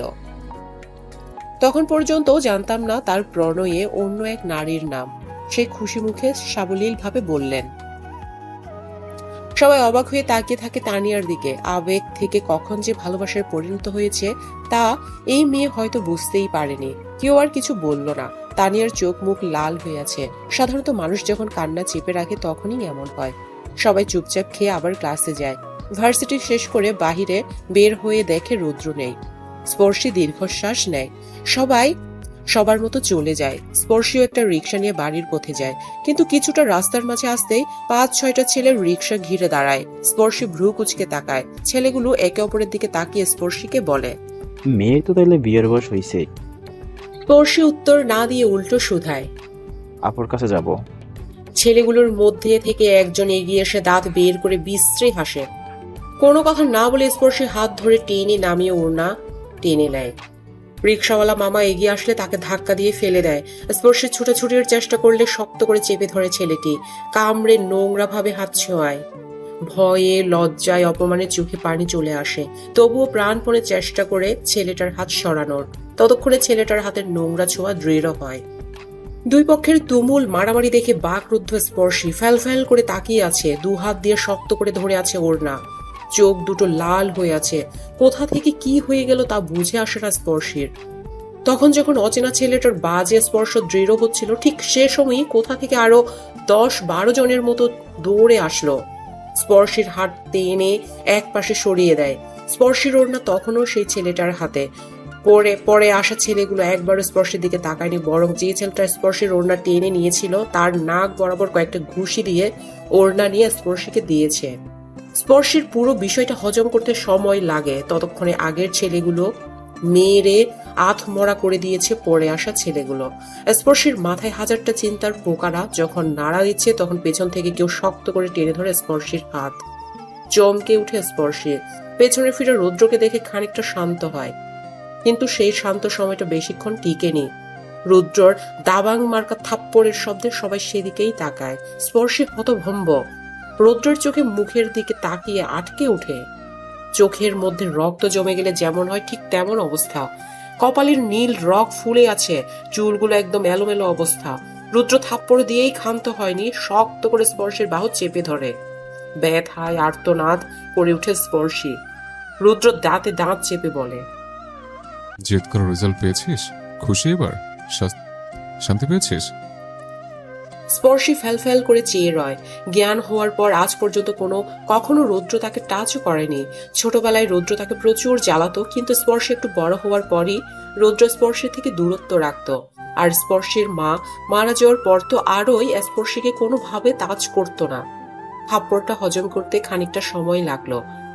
এতক্ষণে রৌদ্রের কড়া কড়া কথাগুলো একটাও টের পায়নি সে। শেষে যখন রৌদ্র হাত ধরে টেনে বাইকের কাছে নিয়ে আসলো, তখন তার হুঁশ ফিরল। রৌদ্র পেছনে ফিরে বাকি ছেলেগুলোর উদ্দেশ্যে বলে, সব কটাকে নিয়ে যা, আসতেছে। রৌদ্রের ভারী কণ্ঠে গলা শুকায় সবার, মাথা নাড়িয়ে সম্মতি জানায়। স্পর্শী কোনো কথা বলে না। কয়েক মুহূর্তে এত কিছু ঘটে গেছে যে সে আর কোনো কথা বলার অবস্থায় নেই। রৌদ্র রেগে হাওয়ার গতিতে বাইক চালিয়ে আসে। স্পর্শী ভয়ে আঁকড়ে ধরে রৌদ্রর কাঁধে। রৌদ্রর রাগ সম্পর্কে ধারণা আছে স্পর্শীর। স্পর্শীকে বাড়ির সামনে নামিয়ে দেয়। স্পর্শী বিনা বাক্যে বাড়ির মধ্যে ঢুকে যায়। বাড়িতে ঢুকতেই কানে আসে সাদাত শেখের মায়ের কয়েকটা কটু বাক্য। স্পর্শী একবার ঘুরে তাকায় সেদিকে। তার দাদি তার মাকে তুলেও বকা দিচ্ছে। ভীষণ ইচ্ছে করলো প্রতিবাদ করতে, কিন্তু গলা দিয়ে একটা আওয়াজও বের হলো না। যে পরিস্থিতিতে সে আজ পড়েছিল, সে পরিস্থিতি একটা মেয়ের কাছে কতটা ভয়ঙ্কর তা কেবল সেই মেয়েটাই জানে। স্পর্শী উত্তর দিল না, চুপচাপ নিজের রুমে গিয়ে দরজা বন্ধ করে দিয়ে ফ্লোরেই বসে পড়ে। দেয়ালে টাঙানো মায়ের ছবির ফ্রেমের দিকে তাকিয়ে থাকে। বাহির থেকে ছোট ছোট হাতে দরজা ধাক্কায় স্পর্শী জবাব দেয় না। একসময় দরজা ধাক্কানো থেমে যায়। কতটুকু সময় ওভাবে বসেছিল জানা নেই তার। একটা সময় দরজা ওপাশ থেকে তানিয়া ব্যস্ত স্বরে ডাকে, এই স্পর্শী, দরজা খোল। তানিয়ার ডাকে বেশ অবাকই হয়। আলতো করে উঠে দরজা খুলে দেখে তানিয়া, স্পর্শ আর রেনু আপা দাঁড়িয়ে আছে। তানিয়ার কোলে স্পর্শ থেমে থেমে ফুফিয়ে উঠছে। তানিয়া দ্রুত রুমে ঢোকে, স্পর্শকে বিছানার উপর বসে স্পর্শীকে কাছে টেনে এনে বলে, কি হয়েছে? ঠিক আছিস তুই? ভয় পাচ্ছিস? স্পর্শী উত্তর না দিয়ে পাল্টা প্রশ্ন করে, তুই জানলি কিভাবে? কি আসতে বলেছে তোকে? তানিয়ার সহজ উত্তর, রুদ্র ভাই। স্পর্শীকে বাড়ি রেখে এসে সোজা গোডাউনে চলে আসে রুদ্র। একটা লোহা গরম করে সব রাগ উপরায় ছেলেগুলোর উপর। রুদ্রর চেলা হারুন পাশে দাঁড়ানো রিফাতকে জিজ্ঞেস করে, কি হয়েছে রে বস, এমন চেয়েছে কেন? রিফাত ঢোক গিলে বলে, ভাবির দিকে হাত বাড়াইছিল, তাই হাতের এই অবস্থা করছে। হারুন পরপর কয়েকবার ঢোক গিলে। রুদ্র যখন ক্লান্ত হয়ে যায় তখন ছেলেগুলোকে ছেড়ে একটা চেয়ারে বসে। পানি খেয়ে দম নিয়ে ফোন লাগাই তানিয়ার কাছে। সবটা বলে স্পর্শের বাড়িতে যেতে বলে। তারপর ফোন রেখে চুপচাপ মাথা চেপে বসে থাকে। রিফাত এগিয়ে এসে বলে, বস ভাবিরে থাপ্পড় দিয়ে কি ঠিক করছেন? রুদ্র দাঁতে দাঁত চেপে বলে, তোকে ওরে চুমু খেতাম, ডফার কোথাকার। কতবার বলেছে আমার সাথে যাবি, আমার সাথে আসবে। সে জিদ দেখাইয়া একা ভার্সিটি চলে গেছে। তখন তো আমরা কেউ ছিলাম না। ওর যদি কোনো বিপদ হতো তাহলে কি হতো ওর? তাহলে কি ওর হিরো আসতে বাঁচাইতে? হারুন দাঁত বের করে বলে। বস আপনিই তো ওনার হিরো। রুদ্র তীক্ষ্ণ দৃষ্টিতে তাকায়। হারুন চুপ করে যায়। রুদ্র আস্তে করে আওড়ায়। ওর জিদ আর মানা যাবে না। প্রয়োজনে হাত পা বেঁধে সাথে নিয়ে যাব। রিফাত আর হারুনকে উদ্দেশ্য করে বলে, সবগুলো রিসোর্টকে নিষেধ করে আয়, যেন পড়শির বাড়ির আশেপাশেও না যায়। তানিয়ার কোলে মাথা গুজে শুয়ে আছে স্পর্শী। পাশেই রেনু আপা আর স্পর্শ বসে আছে। অদ্ভুতভাবে আজ একবারও রামিয়া আসেনি স্পর্শকে নিতে। ছোট্ট স্পর্শ বোনের মাথায় হাত বুলিয়ে দিচ্ছে। কিছু না বুঝলেও অবুঝ ছেলেটি এটা বুঝেছে যে তার বোনের কিছু একটা হয়েছে, কিন্তু এগুলো যাদের বোঝার কথা তারা ঠিকই অবুঝের মতো ঘুরে বেড়াচ্ছে। স্পর্শর আদর মাখা হাতের ছোঁয়ায় ভীষণ রকম কান্না পেল স্পর্শীর। গত 5 বছরে সে শুধু একটা দিনেই কাঁদত, তাও তার মায়ের মৃত্যু বার্ষিকীতে। তানি অনেকক্ষণ চুপ করে থেকে বলে, স্পর্শী, হুম। আমার সাথে যাবি? চল না হয়, আমি তো একাই থাকি, আজ না হয় আমার সাথে থাকবি। স্পর্শী উঠে বসে। স্পর্শকে কোলে নিয়ে তার চুল ঠিক করতে করতে বলে, সমস্যা নেই, একা থাকতে পারবো, তুই যা, সন্ধ্যা হয়ে আসছে। তানিয়া ভ্রু কুচকে বলে, বাই এনি চান্স তুই আমারে তাড়াই দিচ্ছিস? স্পর্শী জবাব দেয় না। তানিয়া বোঝে স্পর্শীর এখন কথা বলার ইচ্ছে নাই। পাশ থেকে রেনু আপা বলে, আপা মানে আপনিই না হয় থাইকা যান। তানিয়া গাল ফুলিয়ে বলে, না আপা, আমি থাকবো না, স্পর্শী আমারে বের করে দিচ্ছে, আপনি দেখছেন। বের করে দিব কেন তানু? তুই এমনিই তো বাড়ি চলে যেতি, তোর বাড়িওয়ালা কেমন আমি জানি। তানিয়া ফিক করে হেসে দেয়। স্পর্শী কিছু বলে না। রুদ্র রুমে ঢুকতে ঢুকতে তানিয়াকে উদ্দেশ্য করে বলে, সন্ধ্যা হয়ে যাচ্ছে, তুমি বরং বাড়ি চলে যাও। তোমার বান্ধবীকে রেনু আপা সামনে নেবে। তানিয়া কি করবে ভেবে পায় না, তবুও তার যেতেই হবে। বাড়িওয়ালা পেয়েছে একটা আস্তা গফিরুল্লাহ মার্কা লোক, ব্যাচেলর থাকে, তাই তার এত এত কথা। রাতে বাহিরে থাকলে নিশ্চিত সকালবেলা লাগেজপত্র ধরিয়ে রাস্তায় দাঁড় করিয়ে দেবে। এ নিয়ে কত শত বকা সে দিয়েছে মনে মনে। প্রতিদিনই বাড়িওয়ালার গোষ্ঠী উদ্ধার করে সে। এত বড় শহরে নতুন ভাড়া বাড়ি পাওয়াটাও চারটেখানি কথা নয়। দীর্ঘশ্বাস নিয়ে স্পর্শীকে সাবধানে থাকতে বলে নিজেও বেরিয়ে আসে। রুদ্র কিছু একটা ভেবে তানিয়ার পেছনে যায়। স্পর্শী সেদিকে এক পলক তাকিয়ে চুপচাপ স্পর্শকে নিয়ে বসে থাকে। কেটে যায় 5 দিন। এই 5 দিনে রুম থেকেই বের হয়নি স্পর্শী। সাফিন, সামিরা, নাহিদ, নীরব, তানিয়া সবাই এসে দেখে গেছে। রুদ্র সকাল বিকাল দুবেলায় দেখা করে গেছে। স্পর্শী ওই ঘটনার পর একদম চুপচাপ হয়ে গেছে। অনেক বড় কিছু না ঘটলেও মনে দাগ কেটে গেছে ঘটনাটা। রুদ্র কাল রাতে এসে অনেকক্ষণ বুঝিয়েছে, স্পর্শী চুপচাপ শুনেছে। রুদ্র একদমই রুট বিহেভ না করে ভালোভাবে বুঝিয়েছে। স্পর্শীও নিজেকে বুঝিয়েছে। এভাবে আর কতদিন? আজ সেফ ভার্সিটিতে যাবে। রুদ্র বাইক নিয়ে আগে এসেছে। স্পর্শীও কোনো রকম জেদ করলো না, চুপচাপ রুদ্রর বাইকে বসে পড়লো। রুদ্র কিছু না বলে বাইক চালানো শুরু করলো। ভার্সিটিতে ঢুকতেই রুদ্র বাইক ঘুরিয়ে চলে যায়। স্পর্শী আসে তার বন্ধু দলের কাছে। তানিয়া গাল ফুলিয়ে বলে, আরো কয়েকদিন রুমে বসে থাক। সামিরা স্পর্শীকে নিজের পাশে বসিয়ে মুখ উঁচু করে ধরে, আলতোভাবে বলে। সাফিন, নীরব, নাহিদ এগিয়ে আসে। সাফিন হাত রাখে স্পর্শীর মাথায়, মৃদু হেসে বলে, আমাদের সাহসী স্পর্শী কবে থেকে এত ভীতু হতে শুরু করলো? আচ্ছা, তুই তো এর আগেও অনেক সমস্যার মধ্যে পড়েছিস, তাই বলে কি নিজেকে গুটিয়ে নিয়েছিস? মানছি এই বিষয়টা অনেক আলাদা, একটা মেয়ের কাছে ভয়ঙ্কর বিষয়। তবুও তুই যদি দমে যাস তাহলে তো যারা তোর ক্ষতি করতে চায় তারা জিতে যাবে। তুই নিজেকে গুটিয়ে নিলেই তো তারা তৃপ্তি পাবে। তুই চাস তাদের মতো নোংরা মানুষদের কাছে হেরে যেতে? স্পর্শী চোখ তুলে তাকায়। এক মুহূর্তের জন্য মনে হয় আসলেই তো। সে কেন নিজেকে গুটিয়ে নিবে? জীবনে হাজারটা সমস্যা আসবে যাবে, তাই বলে নিজেকে গুটিয়ে নিলে তো হবে না। স্পর্শী হালকা হেসে বলে, তুই দেখি গার্লফ্রেন্ড ছাড়াও অনেক কিছু জানিস। আমি তো ভেবেছিলাম তোর জীবনে গার্লফ্রেন্ড ছাড়ার কিছুই জানা নাই। সাফিন ভেংচি কেটে শার্টের কলার উঁচু করে ভাব নিয়ে বলে, আমি অনেক কিছু জানি, শুধু নিজের ট্যালেন্টগুলো কাউকে দেখায় না আর কি।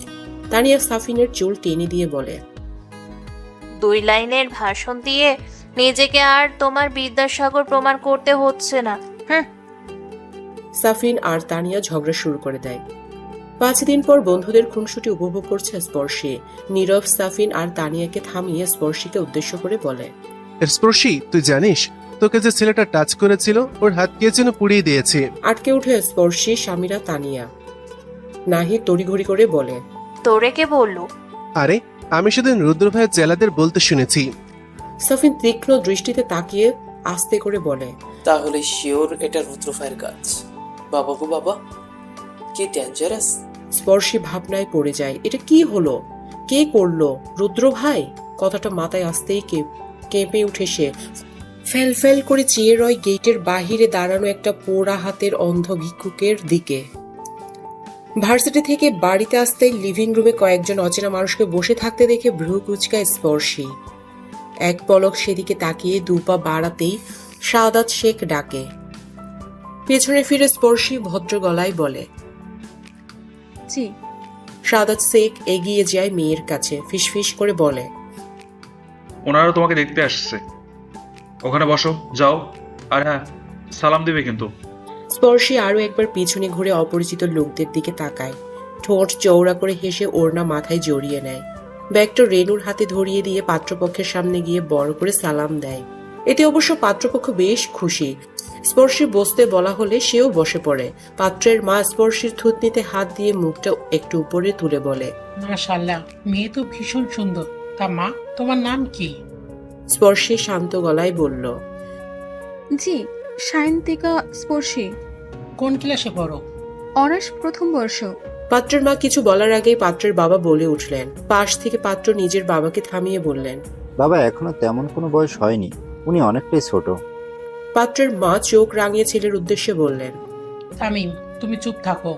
তামিম আর কিছু বলল না। হাজারটা প্রশ্নের মধ্যে দিয়ে পাত্র দেখা শেষ হওয়ার পর তামিমের মা বললেন, ভাইজান, মেয়ে তো আমাদের ভীষণ পছন্দ হয়েছে, তাহলে দিন তারিখ ঠিক করা যাক। সাদাত শেখ কিছু বলতে নিলে আটকায় স্পর্শী। হাসি মুখে বলে, জি অবশ্যই, তার আগে আমার কিছু বলার আছে আন্টি। আটকে উঠে সাদাত শেখ, রামিয়া আর স্পর্শীর দাদি। খানিকটা বিরক্ত হয় তামিমের মা বাবা। সাদাত শেখ আটকাতে গেলে তামিম হাসি মুখে বলে, জি বলুন। স্পর্শী মৃদু হেসে বলে, আপনাদের বিহেভিয়ার ভালো লেগেছে, কিন্তু আমি আপনাকে বিয়ে করতে পারবো না, দুঃখিত। খেপে উঠে তামিমের বাবা মা। তামিম তাদেরকে শান্ত করে স্পর্শীকে উদ্দেশ্য করে শান্ত গলায় বলে, যেহেতু আপনি কথাটা সবার সামনে তুলেছেন, তাহলে আমি কি সবার সামনে কারণটা জানতে পারি? অবশ্যই, আমার কোনো প্রেমিক নেই বা বিশেষ কোনো কারণও নেই বিয়ে না করার। আমি শুধু এখন বিয়ে করতে চাই না, লাইফের এখনো অনেকটা বাকি। আমি চাই আমার মায়ের স্বপ্ন পূরণ করতে, নিজেকে প্রতিষ্ঠিত করতে চাই। জানি বিয়ের পরও তা সম্ভব, কিন্তু বিয়ের পর অধিক মেয়েরা সংসারের চাপে পড়ে পড়াশোনা করতে ভুলে যায়। এর থেকেও বড় একটা রিজন আছে আমার কাছে, কিন্তু আমি তা শেয়ার করতে চাই না। সরি। শেষের লাইনটুকু সাদাত শেখের দিকে তাকিয়েই বলল। সাদাত শেখ কি বুঝলো জানি না, তবে মেয়ের দিকে রাগী দৃষ্টিতে তাকিয়েছিল। তামিমের বাবা মা সাদাত শেখকে কটু কথা শোনাতে শুরু করে। তামিম কোনো রকমে নিজের বাবা মাকে সামনে দরজার দিকে টেনে নিয়ে গিয়ে ফিরে তাকিয়ে স্পর্শের উদ্দেশ্যে বলে, বেস্ট অফ লাক। স্পর্শী মুচকি হাসে। তামিমরা বের হতেই চটাং একটা থাপ্পড় পড়ে স্পর্শীর গালে। ছুটে আসে রেনু আপা। মা যেভাবে নিজের মেয়েকে বিপদ থেকে আগলে নেয়, ঠিক সেভাবেই আগলে নেয় তিনিও। স্পর্শী গালে হাত দিয়ে তাকায় সামনে দাঁড়ানো দাদির দিকে। চোখ দিয়ে রাগের ফুলকি পড়ছে তার। স্পর্শী দাঁতে দাঁত চেপে দাঁড়িয়ে থাকে। পাশ থেকে রামিয়া উস্কানি দিয়ে বলে, আরো একটা থাপ্পড় দিন আম্মা, বেয়াদব মেয়ে। বাবার খাচ্ছে, বাবার পড়ছে, আবার বাবাকেই লোকজনের সামনে অপমান অপদস্থ করতেছে। কত বড় খারাপ ভাবা যায়। স্পর্শের শব্দ করে হেসে দেয়। সবাই অবাক হয়ে তাকায়। হাসার মতো কি হলো তা কারোরই বুঝে আসলো না। স্পর্শী রামিয়ার কাছে এগিয়ে এসে বলে, উনি যেহেতু জন্ম দিয়েছেন, তখন তো ওনারই খাওয়ানোর পড়ানোর কথা, তাই না? তাছাড়া মা থাকলে ওনার খাওয়া পড়ার তো দূর, ওনার দিকে ফিরেও তাকাতাম না। বাই দ্য ওয়ে, মা থাকলে আজ কিন্তু আপনিও এখানে থাকতেন না Mrs Ramisha Sheikh. By the way, মা থাকলে আজ কিন্তু আপনিও এখানে থাকতেন না মিসেস রামিয়া শেখ। আর রইল বাকি ওনার অপমানের কথা। আমি তো ওনাকে আগেই কয়েকবার বলেছি যে আমি এখন বিয়ে করব না। তা উনি বিয়ের জন্য পাত্রপক্ষ আসতে বললেন কেন? স্পর্শের দাদি খেপে গিয়ে অকথ্য ভাষায় গালি দিলেন। স্পর্শের কান ঝা ঝা করে উঠে। গালি দিয়েই ক্ষান্ত হলেন না তিনি, কর্কশ গলায় বলে উঠলেন, আমার পোলাডারই ভুল তোর মতো মাইয়া জন্ম দেওয়া। নিজের মার্ডারে তো খাইছস, অহন আমার পোলাডার মারা চিন্তায় আসস। নির্লজ্জর মতো মা মরার পরও এইখানে পইড়া রইছস, আবার বড় বড় কথা। অবশ্য মায়ের মতোই অলক্ষী হইছস। স্পর্শীর মাকে তুলে হাজারটা কথা শোনালেন তিনি। তীক্ষ্ণ দৃষ্টিতে তাকায় স্পর্শী, কাট কাট গলায় বলে, আমাকে বলতেছেন ভীষণ ভালো কথা, কিন্তু মাকে নিয়ে আর একটা কথা বলে ভুলে যাব আপনি আমার পরও। সাথে সাথে সাদাত শেখের হুঙ্কার ভেসে আসে। স্পর্শী তাচ্ছিল্যের সুরে হেসে তাকায় বাবার দিকে। ততক্ষণে সাদাত শেখের মা বিলাপ করছেন। সাদাত শেখ রাগী গলায় বললেন, আমার বাড়িতে থেকে তুমি আমার মায়ের সাথে বেয়াদবি করছো? হ্যাঁ, একে তো লোকের সামনে আমাকে ছোট করেছো, এখন আবার আমার মাকে থ্রেট দিচ্ছ। তোমার সাহস দেখে আমি অবাক হচ্ছি। স্পর্শী কিছু বলার আগেই রামিয়া বলে, এসব বেয়াদবি এ বাড়ি থেকে চলবে না, বুঝেছ? এত বেশি সাহস দেখালে বাড়ি থেকে বের হয়ে যাও। স্পর্শী আর কিছু বলল না, কোনো রকম প্রতিবাদও করল না। চুপচাপ সিঁড়ি বেয়ে উপরে উঠে নিজের লাগেজ গোছালো। মায়ের ছবির ফ্রেম বুকে আঁকড়ে নেমে আসে নিচে। সাদাত শেখ চুপচাপ দেখলেন, কিছু বললেন না। রামিয়া আর সাদাত শেখের মা ভীষণ খুশি। স্পর্শী একবার ছোট্ট স্পর্শের দিকে তাকালো। এগুলো না তার কাছে। সাদাত শেখকে উদ্দেশ্য করে বলল, নিজের স্ত্রীকে দিয়ে এই কথাটা না বলিয়ে নিজের মুখেই বলতেন, এই বাড়ির কোনায় কোনায় আমার মায়ের স্মৃতি রয়েছে। তাই মা ছাড়াও গত 5 বছর আমি এখানে থেকে গেছি, কিন্তু আজকের কথাগুলো আগে বললে আরো আগেই চলে যেতাম। স্পর্শী আর কিছু বলল না, চুপচাপ লাগেজ নিয়ে বাড়ি থেকে বের হয়। পেছন থেকে ভেসে আসে স্পর্শর কান্না আর রেনু আপার কয়েকটা বাক্য। রেনু আপা স্পর্শের দাদি আর বাবার উদ্দেশ্যে বললেন, আপনাকে মতো মানুষ আমি এই জীবনে দুইটাও দেখি নাই। নিজের বংশের মাইয়াটা রেখেও এমনি তারাই দিতে পারে, আপনাকে উপরে ঠাটা পড়ব। দাদি খেপে উঠলেন, রাগী গলায় বললেন, রেনু, তুই আমার সাথে গলা উঁচাই কইরা কথা কস? ভুইলা গেছস আমাদের বাড়িতে তুই কাম করস? রেনু তাচ্ছিল্যের সুরে হেসে বলে, করলাম না কাম, এমনিও এতগুলো দিন এই অবুঝ মায়াডার মায়ায় পইরা রইছিলাম, কিন্তু আজ যখন হেই নাই তখন আমি থাইয়া কি করমু? আপনাকে বাড়িতে কাম করার থেকে না খাইয়া মরণই ভালো আমার। রামিয়া আর দাদির রাগে গজগজ করে উঠল। রেনু ভেতর ঘর থেকে কাপড়ের ব্যাগ নিয়ে গটগট করে বের হয়ে আসলো। বাহিরে দাঁড়িয়ে আছে স্পর্শী, ছুটে যায় তার কাছে। স্পর্শী রেনু আপাকে ব্যাগ নিয়ে আসতে দেখে বলে, কোথায় যাবে? রেনু আপা মাথা নিচু করে বলে, তুমি যেইখানে যাইবা আমিও ওইখানেই যাবো, নিবা না আমারে? স্পর্শী এই পরিস্থিতিতেও হেসে দেয়, বলে, এত ভালোবাসা কেন রেনু আপা? দেখো, আমার সাথে যাদের রক্ত সম্পর্ক তারা আমাকেই সহ্য করতে পারে না, আর তুমি আমার কেউ না হয়েও কত ভালোবাসো। রেনু মলিন হেসে বলে, আমি যখন খাইতে না পাইয়া রাস্তায় ঘুরছি তখন তোমার মা আমারে নিয়ে আইছে, মায়ের মতো আদর করছে। মরার আগে একদিন আমাকে কইছিল, জানো, আমি তোমার বড় বোন, আমি জানো তোমারে কোনো দিন একলা না সারি। এই লয়গাই তো তোমারে একলা সারতে পারি নাই। আর তোমার লগে আমার রক্তের সম্পর্ক নাই তাই কি হয়েছে? তোমার লগে তো আমার আত্মার সম্পর্ক, বইনের সম্পর্ক। স্পর্শী হুট করেই জড়িয়ে ধরে রেনু আপাকে। আসলেও এই মানুষটা তার বড় বোন। বড় বোনের সব রকম দায়িত্ব সে পালন করেছে। রেনু আপা মাথায় হাত বুলিয়ে দেয়। স্পর্শী রেনু আপাকে ছেড়ে বলে, চলো, 2 বোন যেখানে যাব একসাথেই যাব। রেনু আপা হাসে। উপর থেকে হয়তো একটি মাও প্রশান্তির হাসি হাসে। স্পর্শী আর রেনু আপা কিছু দূর হাঁটতেই একটা রিক্সা পায়। রিক্সায় উঠে কল দেয় তানিয়াকে। তানিয়া ফোন রিসিভ করতেই স্পর্শী বলে, একটা হেল্প করবি? এভাবে বলিস কেন? এমন ভাবে বলছিস যেন মনে হচ্ছে মানুষ খুন করতে বলবি। মজা করিস না, সিরিয়াসলি বলছি। তানিয়া নিজেও একবার সিরিয়াস হয়। স্পর্শী আমতা আমতা করে বলে, কিছুদিন তোর বাড়িতে থাকতে দিবি? তোর বাড়িওয়ালার সমস্যা হলে আমি যাব না। তানিয়া ভ্রু কুচকে বলে, মানে তুই তোর বড় লোক বাপের বাড়ি ছেড়ে আমার বাড়িতে কেন থাকবি? তোকে সবটা পরে বলবো। আমার এখন কোথাও যাওয়ার মতো নেই। সাফিন আর স্বামীরার বাড়িতেও যেতে পারতাম, তবুও ওরা জয়েন্ট ফ্যামিলি, কেমন একটা লাগছে। আর শোন, জাস্ট কয়েকটা দিন, এরপর আমি এই বাড়ি নিয়ে তোর বাড়ি ছেড়ে দিব। তানিয়া ধমক দেয়, রাগী গলায় বলে। বেশি কথা বলছিস তুই। আমি তোরে একবারও বলেছি তোরে থাকতে দিব না। তুই আসলে আমার আরো ভালো হয়। একা একা থাকতে অনেক ভয় লাগে। তুই সাথে থাকলে বিন্দাস হবে। আর বাড়িওয়ালাও একা থাকি বলতে পারবে না। স্পর্শী মিনমিনিয়ে গলায় বলে। রেনু আপাও আছে, তোর কোনো সমস্যা হবে? তানিয়া লাফ দিয়ে উঠে বলে। বলিস কি, রেনু আপাও আসছে? ওয়াও, তাইলে তো আরো ভালো। আর শোন, কোনো সমস্যা হবে না। এমনিতেও আমার ফ্ল্যাটে 2টা বেডরুম। তোর বাড়িওয়ালা কিছু বলবে না? তুই চিন্তা মুক্ত থাক। বাড়িওয়ালারে ঘোল খাওয়ামু আমি আর রেনু আপা। তুই চইলা আয়, আমি সব রেডি করি। জলদি আয় দোস্ত। বলেই কল কেটে দেয়। স্পর্শী দীর্ঘশ্বাস নেয়। রেনু আপা বলে। আমারে নিয়ে কোনো সমস্যা হইব আপা? তাহলে আমি না হয় জায়গা। স্পর্শী চোখ রাঙিয়ে বলে। কই যাবা? আমি যেখানে যাব চুপচাপ আমার সাথে তুমিও যাবা। রেনু আপা কিছু বলে না। স্পর্শী শক্ত করে হাত ধরে রেনুর আপার। ভরসার হাত পেয়ে একে অন্যের হাত শক্ত করে আঁকড়ে ধরে থাকে। রুদ্র মাত্র বাড়িতে এসে বসেছে, সে সময় ছুটে আসে রুদ্রর বোন রাইমা। ছুটে এসে ভাইয়াকে চেপে ধরে। রুদ্র ভ্রু কুঁচকে বলে। চিপকে আসছিস কেন? দূরে যা। রাইমা ব্যস্ত গলায় বলে। ভাইয়া, দূরে যাব পরে। তোর জন্য বিরাট নিউজ আছে, আগে সেইটা শোন।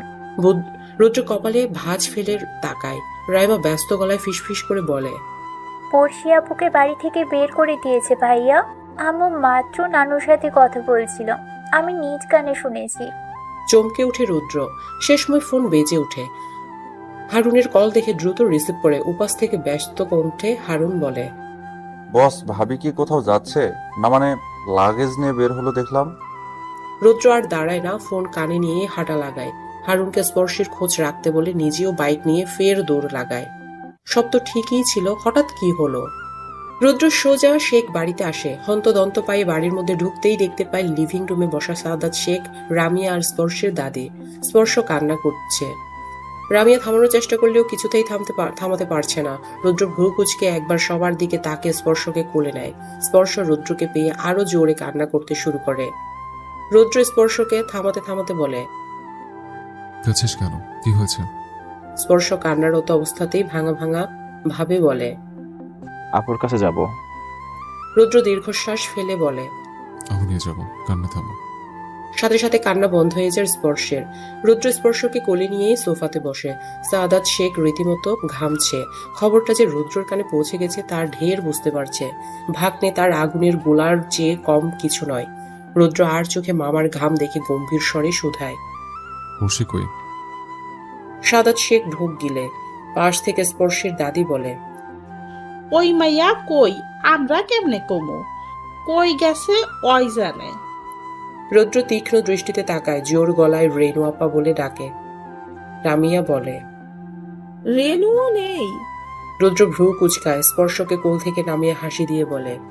স্পর্শ, রুমে যেতে ভাইয়া, আমি তোমাকে যাওয়ার সময় আপুর কাছে নিয়ে যাব, কেমন?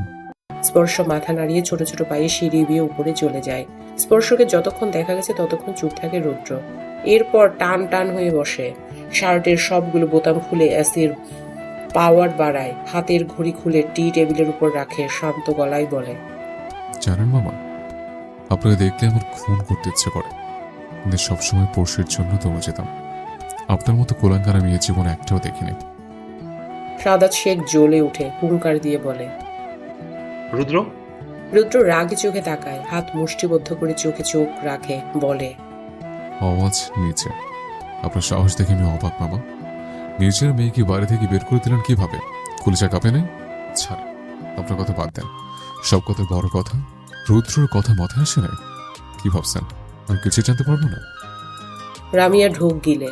গত 5 বছর আগেই এই ছেলের ভয়ঙ্কর রূপ সে দেখেছে। যেদিন দ্বিতীয়বারের মতো স্পর্শের গায়ে হাত তুলতে গেছিল তার পরের দিনই হাজির হয় রুদ্র। সরাসরি গুন্ডাদের মতো এসেই মাথায় গান ঠেকিয়ে বলেছিল। আমার বর্ষের গায়ে আর কখনো টোকা দিলেও আপনাকে মাটির নিচে পুঁতে রেখে দেব। 21 বছরের একটা ছেলের ট্রেড কতটা গভীর হয় সেদিন রামিয়া হাড়ে হাড়ে টের পেয়েছে। তারপর থেকেই তো হাত দিয়ে না মারলেও কথাই মেরেছে বারংবার। এগুলো রুদ্রর কানে গেলে রুদ্র সত্যিই তাকে মেরে ফেলতে দুবারও ভাববে না। রামিয়ার ভাবনার মাঝে রুদ্র শান্ত কণ্ঠে বলে, এই যে ডিয়ার মামি, আপনি কিছু করেছেন তাই না? এরপর কয়েকটা ঢোক গিলে রামিয়া দৃষ্টি এদিক ওদিক করে। রুদ্র বাঁকা হেসে বলে, 5 বছর আগে যেটা করিনি আজ করব। রামিয়া আটকে উঠে কাঁপা কাঁপা গলায় বলে, আমি কিছু করিনি। আমার একটা ছেলে আছে, আমাকে ছেড়ে দাও। যা করেছে তোমার নানু আর তোমার মামা। সাদাত শেখ আর তার মা চমকে যায় রামিয়ার পরিবর্তনে। স্পর্শীকে বাড়ি থেকে বের হতে তো সেই বলেছিল, এখন বলছে সে কিছুই করেনি। ফ্যাল করে চেয়ে রয় দুজন। সাদাত শেখ অবাক কণ্ঠে বলে, তুমি কিছু করনি রামিয়া? রামিয়া ব্যস্ত কণ্ঠে বলে, হ্যাঁ, কিছু করিনি তো, যা করার তোমরাই তো করলে। সাদাত শেখ কিছু বলার আগে রুদ্র শব্দ করে হেসে দেয়। সাদাত শেখ হয়তো বুঝে এই হাসির মানে, তাই তো মাথা নিচু করে নেয়। রুদ্র হাসি থামিয়ে বলে, আরে বাহ, কি বলছেন মামা? নিজেকে বাঁচাতে সরাসরি আপনাকে ফাঁসিয়ে দিল। অবশ্য আপনার তেমন বই দরকার ছিল তাই না? সবাই চুপ হয়ে যায়। সাদাত শেখের মা কর্কশ গলায় বললেন, তুই ছোটর মতন থাক। রুদ্র ভয়ঙ্কর দৃষ্টিতে তাকিয়ে নিজের নানুর দিকে দাঁতে দাঁত চেপে বলে, তোমাকে আমার মানুষ বলতে লজ্জা করে না? একজন মেয়ে হয়ে কিভাবে একটা মেয়েকে এত ঘৃণা করতে পারো, তাও যে মেয়েটা তোমার নিজের ছেলের রক্তের। সাদাত শেখের মা কিছু বলতে গিয়েও চুপ করে যায়। রুদ্র দাঁড়িয়ে নিজের ঘড়ি ঠিক করে পড়তে বলে, বাবা, আপনি না মানুষ হতে পারেননি। ভালো বাবা, ভালো স্বামী, ভালো প্রেমিক হওয়া তো অনেক দূরের কথা। হতে পেরেছেন শুধু মায়ের বাধ্য ছেলে। তাই তো আপনার সো কল্ড মায়ের উস্কানিতে 15 বছরের সংসার, ভালোবাসার সব ভুলে স্ত্রীর মৃত্যুর 3য় দিনেই নতুন বউ ঘরে এনেছেন। মায়ের উস্কানিতেই তো গত 5 বছর একবারও নিজের মেয়ে কেমন আছে তা জানার প্রয়োজন মনে করেননি। গত 5 বছর একবারও প্রথম স্ত্রীর কবর জিয়ারত করতে যাননি। তবে আমার বাধ্য ছেলের মুখে থুতু দেয় আমি। গটগট করে বের হয়ে যায় রুদ্র। সাদাত শেখ নিষ্পলক সেদিকে তাকিয়ে থাকে। আসলেই সে ভালো মানুষ হতে পারেনি। নয়তো কি 5 বছরের প্রেম, 15 বছরের সংসার করার পরও ভালোবাসার মানুষকে ভুলে দিব্যি কাটাতে পারত? যার সাথে গোটা 20 বছরের সম্পর্ক, তার মৃত্যুর 3য় দিনেই নতুন বউ আনতে পারত? নিজের মেয়েকে দিনের পর দিন অবহেলার সাগরে ভাসাতে পারত? একবারও কি প্রাণপ্রিয় স্ত্রীর কবর জিয়ারত না করে থাকতে পারত? আজ এতগুলো দিন পর একটা ছেলে চোখে আঙুল দিয়ে প্রমাণ করে গেল সে আসলেই মানুষ হতে পারেনি। স্পর্শী, তানিয়া আর রেনু আপা বসেছিল। স্পর্শী ঘটে যাওয়া পুরো ঘটনাটাই বলেছে তানিয়াকে। তানিয়া স্তব্ধ। আচ্ছা, রামিয়া না হয় সৎ মা, কিন্তু সাদাত শেখ তো নিজের বাবা। সে তো পারত একটিবার মেয়েটাকে আটকাতে। দীর্ঘশ্বাস ফেলে না তানিয়া জোর করে হেসে বলে, শোন, একদম মন খারাপ করবি না। যেখানে তো ছিটে ফোটাও দাম নেই সেখান থেকে চলে আসাই ভালো। আমরা 3 জন একসাথে থাকবো, অনেক মজা হবে। স্পর্শী মাথা নাড়ায়। এর মধ্যেই কলিং বেল বেজে ওঠে। তানিয়া আওয়াজ শুনেই ঠোঁট চেপে হাসে। স্পর্শী ভ্রু কুঁচকে বলে, কলিং বেলের আওয়াজ শুনে হাসছিস কেন তুই? কাহিনী কি? পাশ থেকে রেনু আপা দাঁত বের করে বলে, মনে হয় আপার প্রেমিক আইছে। তানিয়া চোখ মুখ কুঁচকে বলে, আস্তাগফিরুল্লাহ, অমন খাটাস বুইরা আমার প্রেমিক হওয়ার চাইতে আমি আজীবন সিঙ্গেল কমিটির সভাপতি থাকবো, তাও শান্তি। বলেই দরজা খুলে দেয়। বাহির থেকে একজন বয়স্ক চশমা পরা লোককে দেখে স্পর্শী আর রেনু আপাও এগিয়ে যায়। তানিয়া বড় করে সালাম দেয় লোকটিকে। লোকটিও গম্ভীর গলায় সালাম নেন। তানিয়া দাঁত বের করে জিজ্ঞেস করে, কিছু লাগবে আঙ্কেল? মুখে এ কথা জিজ্ঞেস করলেও মনে মনে বলে, তুমি যে কেন আসছো তা আমি ভালো কইরাই বুঝি, বদতমিজ লোক। বাড়িওয়ালাও একবার উকি দিয়ে স্পর্শী আর রেনু আপার দিকে তাকিয়ে আবার তানিয়াকে উদ্দেশ্য করে বলে, এরা কারা? আমার বান্ধবী আর তার বোন। বাড়িওয়ালা ভ্রু কুঁচকে বলে, তুমি যে তোমার বান্ধবী আর তার বোনকে আনবা, আমার বলছো একবারও? তুমি না একা থাকবা বলে ঘর ভাড়া নিছো? তানিয়া 32 পাটির দাঁত বের করে সুন্দর করে গুছিয়ে বলে, ও মা আঙ্কেল, আমি একা থাকি বলে না আপনার এত এত সমস্যা হয়? এখন যখন বান্ধবী আর বোনরে নিয়ে থাকবো তাও আপনার সমস্যা? বাড়িওয়ালার কাশি উঠে যায়। রেনু আপা ভেতর থেকে এক গ্লাস পানি এনে বলে, লন চাচা, আর কাইসেন না। চোখ গরম করে তাকায় বাড়িওয়ালা। তানিয়াকে উদ্দেশ্য করে বলে, বলে আমার বাড়িতে তোমার পুরো গোষ্ঠী আইনা রাখবা নাকি? আনতেও পারি, আপনি তো ভাড়া দেওয়ার সময় বলেছিলেন পরিবার হলে ভালো হইতো। একা একটা মেয়ের বাড়ি ভাড়া দিতে কেমন জানি লাগে, তো আমিও তো তাই ভাবলাম, তাই জন্যই ওদের দুজনকে নিয়ে চলে আসছি। ভালো করছি না আঙ্কেল? বাড়িওয়ালা কিছু বলতে যাব তার আগেই পিছন থেকে এক সুদর্শন ছেলে এসে মিষ্টি করে হেসে বলে, অবশ্যই, একা থাকার চেয়ে 3 জন থাকলে আপনাদেরই সুবিধা। আপনারা থাকুন, সমস্যা নেই। বাবা নিচে চলো, আম্মা ডাকে। বাড়িওয়ালা আবারও বলতে গেলে আটকে দেয় ছেলেটি, জোর করে সরিয়ে নিয়ে যায়। পেছন ফিরে হেসে তাকিয়ে আবার চলে যায়। তানিয়া দরজা লাগিয়ে ঢক ঢক করে পানি খায়। হাঁসফাঁস করে বলে, আল্লাহ বাঁচাইছে। স্পর্শী হাসতে হাসতে বলে, দোস্ত, তোর বাড়িওয়ালা তো জোশ। আমি ভাবতেছি এইরকম খারস ব্যাটার এত সুন্দর ভদ্র একটা ছেলে কেমনে আসলো? কিরে, চুরি টুরি করে আনছে নাকি? তানিয়া আর রেনু আপাও হেসে উঠে। তানিয়া কনফিউজড গলায় বলে, ঠিক বলছিস দোস্ত, মনে হয় চুরি করছে, না হয় এত ভদ্র ছেলে কই পাইবে? তিনজনই শব্দ করে হাসতে থাকে। এরপর গল্প করতে করতে একে একে সব কাজ সেরে ফেলে। তিনজনে হাতে হাতে রান্নাও বসায়। রাতে রান্না শেষ করে তিনজনই গোসল করে একসাথে বসে গল্প করতে। গল্পে গল্পে রেনু আপাকে স্পর্শে জিজ্ঞেস করে, আপা, তোমার বয়স কত? রেনু হেসে বলে, কি জানি, ওইসব হিসাব রাখি নাই, হইব হয়তো 24-25। স্পর্শে মাথায় হাত দিয়ে বলে, হায় আল্লাহ, তাহলে তো তোমারে বিয়ে দিয়ে দিতে হবে। কি বলিস তানু? হ্যাঁ একদম। তাইলে কাল থেকে রেনু আপার জন্য পাত্র খোঁজা শুরু করি। রেনু আপা ব্যস্ত গলায় বলে, না না, আমি অহন বিহা শাদি করুম না। আগে স্পর্শী আপার বিয়া হোক, তখন না হয় ভাই বা দেমু। স্পর্শী ফোঁস করে শ্বাস ফেলে বলে, ততদিনে তুমি বুড়ি হয়ে যাবা আপা, আগে তোমার বিয়ে দিতে হবে। কোনো কথা শুনছি না, কাল থেকে পাত্র খোঁজা শুরু। তানিয়া বলে, হ্যাঁ, আর কোনো কথা শুনছি না, কিন্তু এখন আগে খাবো দোস্ত, ক্ষুধায় আমার পেটে গুড় করতেছে। স্পর্শী হেসে বলে, আচ্ছা চল। তিনজন টেবিলে খাবার রাখতে রাখতে গল্প করে। রান্নাঘরের জানালা দিয়ে বাহিরে তাকাতেই স্পর্শী চমকে উঠে। চোখ ডলে ভালো করে দেখে, নিচে বাইকের সাথে হেলান দিয়ে দাঁড়িয়ে আছে রুদ্র। স্পর্শী ভাবে রুদ্র এখানে কেন আসবে এত রাতে। তখনই ফোনে টুং করে SMS আসে।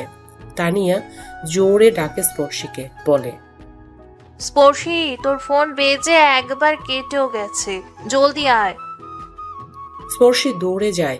কল আর SMS দুটোই রুদ্রের। SMS এ লেখা, নিচে আয়। স্পর্শী কপাল চাপড়ায়, বিড়বিড় করে বলে, এই বডি বিল্ডার আমারে মৃত্যুর পর কবরেও শান্তি দেবে না, দেখা যাবে সেখানেও হাজির হয়ে যাবে। তানিয়াকে বলে সাবধানে নিচে নামে স্পর্শী। বাড়িওয়ালা দেখলেই আরো একটা ঝামেলা হবে। কোনো রকমের নিচে নেমেই ব্যস্ত গলায় বলে, আপনি এখানে কি করছেন? কেউ দেখে ফেললে কি হবে? রুদ্র ভ্রু কুচকে বলে, আস্তে ধীরে বল, আমি বাড়ি যাচ্ছি না কোথাও, আর কেউ দেখলেও কিছু হবে না। স্পর্শী নিজেকে শান্ত করে জিত দেখানোর চেয়ে বুঝিয়ে বললেই দ্রুত বিদায় হবে লোকটা। স্পর্শী ঠান্ডা গলায় সুন্দর করে বলে, আপনি প্লিজ চলে যান রুদ্র ভাই, এখানে তানিয়া থাকে, কেউ আপনাকে দেখলে মেয়েটাকে নিয়ে লোকে কথা বলবে। রুদ্র কিছুক্ষণ চুপ থেকে বলে, ঠিক আছে, চলে যাব, তার আগে আমার প্রশ্নের উত্তর দেন।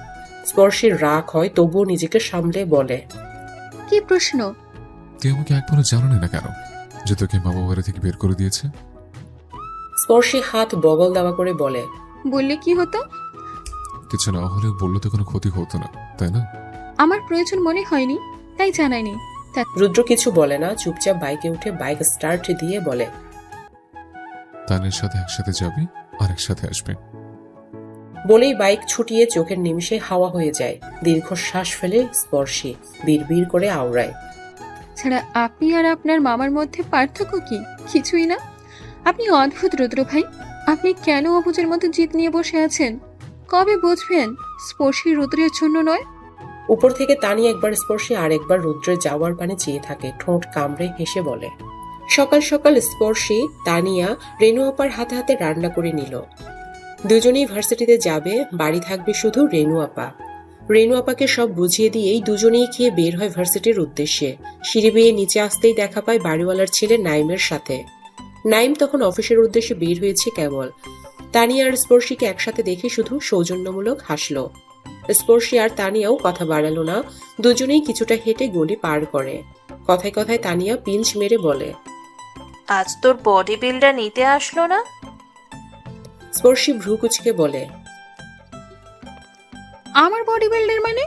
তানিয়া গলা পরিষ্কার করে দাঁত বের করে বলে, তুই আজকাল অতিরিক্ত ভুলভাল শুনিস। মন কোথায় থাকে তোর? আমি তোকে তোর বডি বিল্ডার বলিনি, বলেছি আমাদের বডি বিল্ডার তোকে আজ নিতে আসলো না কেন? স্পর্শী কিছুক্ষণ কপালে ভাঁজ ফেলে তাকিয়ে থাকে, তারপর সামনের দিকে তাকিয়ে বলে, দেখতেই তো পাচ্ছিস আসেনি। সে যখন আসেনি তার মানে আশেপাশে তার চেলাগুলো আছে। তানিয়া তড়িঘড়ি করে বলে, তুই কেমনে জানলি? এটা জানার মতোই কথা। সেদিন যখন বিপদে পড়েছিলাম উনি ছিল না ঠিকই, কিন্তু 2 মিনিটের মাথায় ওনার চেলাপেলা হাজির। তারপর থেকেই বুঝেছি। তানিয়া ঠোঁট কামড়ে হেসে বিড়বিড় করে বলে, রুদ্র ভাইয়ের এত কিছু জানে বুঝে? বাবা, বের না করে জোরে বল। আর এসব আজাইরা পেঁচাল বাদ দিয়ে একটা হেল্প কর। কি হেল্প? কিছু তো একটা করতে হবে। আমার কাছে জমানো টাকা, আম্মুর কিছু টাকা, সব মিলিয়ে এই মাসটা কেটে যাবে। কিন্তু তারপর কোনো জব বা টিউশনি পেলে অনেক ভালো হতো। তানিয়াও ভাবে আসলেই তাই। আর এই মেয়ের যা আত্মসম্মান বোধ, তাতে জীবনেও তার থেকে টাকা নিবে না। তানিয়া কিছুক্ষণ ভেবে বলে, দোস্ত, সামিরার চাচাতো বোন আছে না, ওর জন্য তো টিউটর খুঁজতে ছিল। তুই পড়াবি ওকে? আগে সামিরার সাথে কথা বলতে হবে। দুজনে মোড় থেকে রিক্সা নিয়ে ভার্সিটিতে আসে। ভার্সিটির সামনেই রুদ্র দাঁড়িয়ে ছিল। রুদ্রকে দেখে স্পর্শী ভাবে ইগনোর করে চলে যাবে। রুদ্র আর তানিয়াও একই কথা ভাবে, কিন্তু দুজনের ভাবনা মিথ্যে করে দিয়ে স্পর্শী এগোয় রুদ্রের কাছে। রুদ্র হা করে তাকায় তার দিকে। এ মেয়ে পারলে তার থেকে গুনে গুনে 10 হাত দূরে থাকে, আর আজ নিজে এগিয়ে আসলো। স্পর্শী রুদ্রের কাছে এসে দাঁড়িয়ে কিছুক্ষণ চুপ থেকে বলে। রুদ্র অন্যদিকে মুখ ফিরিয়ে ঠোঁট চেপে হাসে। স্পর্শী ভ্রু কুচকে বলে, ওদিকে তাকিয়ে কি করছেন? রুদ্র মুখে গম্ভীরতার ছাপ এনে কপালে ভাঁজ ফেলে বলে, তুই কিভাবে জানলি আমার ছেলেবেলা তোর পেছনে ঘোরে? ওদের কি আর কোনো কাজ নেই? কথা ভালোই বাঁচাতে পারেন। যাই হোক, এমনি ভার্সিটির সামনে দাঁড়িয়ে না থেকে গুন্ডা মস্তানি ছেড়ে একটা জব খোঁজেন, অন্তত ফুপি ফোপা খুশি হবে। আর কিছু না বলে পেছনে ঘুরে তানিয়ার কাছে আসে। পেছন থেকে রুদ্র ফিসফিস করে বলে, আমার জন্য এত চিন্তা বাবা। স্পর্শী তানিয়ার কাছে আসলেও তানিয়া তখন হা করে তাকিয়ে আছে। বেচারি শকড। স্পর্শী তানিয়ার বাহুতে গুঁতো দিয়ে বলে, কিরে আমার হা করে তাকিয়েছিস কেন? চল। তানিয়া নিজের হাতে জোরছে চিমটি কাটে, সাথে সাথে আউ বলে চেঁচিয়ে উঠে। স্পর্শী কপাল চাপড়ে হাত টেনে ভার্সিটির ভিতরে ঢুকে যায়। ক্যাম্পাসে সাফিন, সামিরার, নাহিদ, নীরব সবাই বসে আড্ডা দিচ্ছিল। তানিয়া আর স্পর্শীকে একসাথে আসতে দেখে সবাই ভ্রু কুচকায়। স্পর্শীর বাড়ি যাওয়ার পথ বাম দিকে আর তানিয়ার ডান দিকে। তাহলে দুজন একসাথে কেমনে আসলো?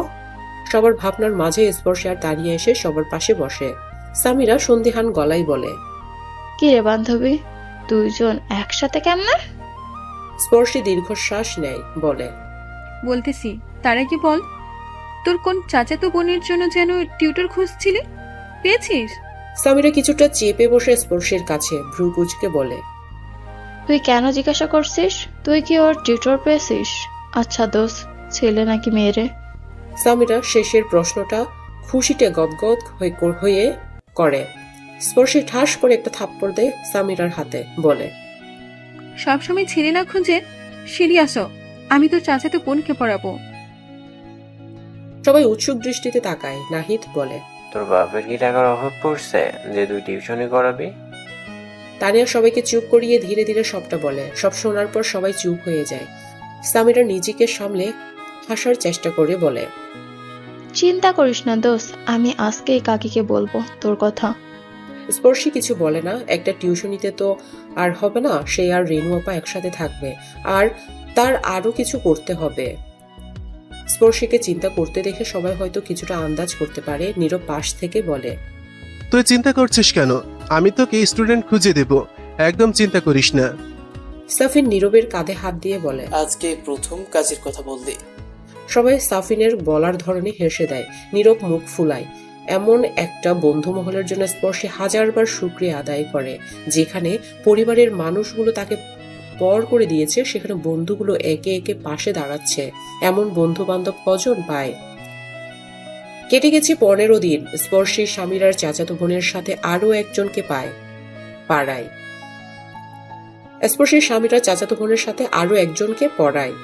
নীরব একজনের ব্যবস্থা করে দিয়েছে। মোট 3 জনকে পড়িয়ে ভালোই সময় কাটে স্পর্শীর। ভার্সিটি শেষ করে ওদের পড়িয়ে আসে। প্রতিদিন রুদ্র সকালে ভার্সিটির সামনে আর বিকেলে সামিরার বাড়ির সামনে দাঁড়ায়। স্পর্শীর কোনো বারণই সে কানে তোলে না। স্পর্শী প্রথম বিরক্ত হলেও পরে মেনে নিয়েছে।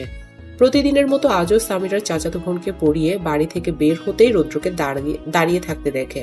স্পর্শী দীর্ঘশ্বাস ফেলে এগিয়ে আসে তার কাছে। রুদ্র বাইক স্টার্ট দিতে দিতে বলে, দ্রুত বাইক ওঠ, আজ একটু তাড়া আছে। এত তাড়া থাকলে আসলেন কেন? আমি একাই তো চলে যেতে পারতাম। বেশি বুঝিস না, একটু পর সন্ধ্যা হয়ে যাবে। তোকে একা যেতে দিব? কথা কম বলে বাইক ওঠ। স্পর্শীও আর কথা বাড়ায় না, চুপচাপ বাইকে উঠে। রুদ্র স্পর্শীকে বাড়ির সামনে নামিয়ে দিয়ে বলে, কোনো দিকে না থেকে সোজা ফ্ল্যাটে চলে যা। স্পর্শী মাথা নাড়িয়ে চলে যায়। অন্যদিন রুদ্র দাঁড়ালেও আজ আর দাঁড়ায় না। দ্রুত বাইক ছুটিয়ে চোখের নিমিষে হাওয়া হয়ে যায়। স্পর্শী একতলা পেরোতেই পেছন থেকে ডাকে নাইম। স্পর্শী সৌজন্যমূলক হেসে তাকায়। এই 15 দিনের নাইমের সাথে টুকটাক পরিচয়ে ভালো বন্ডিং হয়ে গেছে। শুধু স্পর্শীর একার না, তানিয়ারও। নাইম হেসে বলে, আরেকজন কই? সে অনেক আগেই চলে আসছে। আপনি এই সময়? আজ তাড়াতাড়ি ছুটি নিয়ে চলে এসেছি। মাইন্ড না করলে একটু প্রশ্ন করি? জি অবশ্যই। বাইকে করে দিয়ে গেল উনি কে? স্পর্শী হেসে বলে, আমার ফুফাতো ভাই। নাইম ও আচ্ছা বলে কিছুটা চিন্তায় পড়ে যায়। স্পর্শী নাইমের অন্য মনস্কতা খেয়াল করে চোখের সামনে তুড়ি বাজায়। হেসে বলে, মন কোথায়? নাইমও হেসে বলে, একজন চুরি করে নিয়ে গেছে। স্পর্শী হাসে বলে, আচ্ছা তবে আমি যাই, পরে কথা হবে। নাইমও সম্মতি দেয়। স্পর্শী ফ্ল্যাটে এসে কলিং বাজালে তানিয়া দরজা খুলে দেয়। রেনু আপাকে 1 গ্লাস পানি দিতে বলে সোফায় গা এলিয়ে দেয়। রেনু আপা পানি এগিয়ে দেয়, দিয়ে কিছুক্ষণ আমতা করে বলে। স্পর্শী খেয়াল করে বলে, কিছু বলবে? কইতাম, কিন্তু কি হয়েছে খুলে বলো। আসলে আপা কইতাছিল কি আমি এক বাড়ির কাম দেখছি, বাড়ির মানুষগুলান মেলা ভালা কইলো থাইকা। আর একবার এসব শুনলে খবর আছে। স্পর্শীর রাগী গলায় এমন বাক্যে থ মেরে যায় রেনু আপা। পাশ থেকে তানিয়াও তীক্ষ্ণ দৃষ্টিতে তাকিয়ে বলে, তোমার সাহস দেখে অবাক হচ্ছি রেনু আপা। আমরা তোমার বিয়ের ব্যবস্থা করতেছি আর তুমি অন্য বাড়ির কাজ খুঁজতেছো। রেনু আপা মাথা নিচু করে নেয়। স্পর্শী কিছু না বলে চুপচাপ রুমে চলে যায়। তানিয়া রেনু আপাকে বোঝাতে থাকে। ভার্সিটি শেষ করে মাত্রই বেরিয়েছে সবাই। স্পর্শী নীরবের দেওয়া স্টুডেন্টকে পড়ানোর জন্য রিক্সা নিতেই হাজির হয় নাইম। স্পর্শীর দিকে তাকিয়ে হেসে বলে, উঠবো? স্পর্শী একবার এদিক ওদিক তাকিয়ে ইতস্তত করে বলে, জি। নাইম উঠে বসলে স্পর্শী একদম এক কোণে বসে। নাইম হেসে বলে, পরে যাবেন তো? সোজা হয়ে বসুন।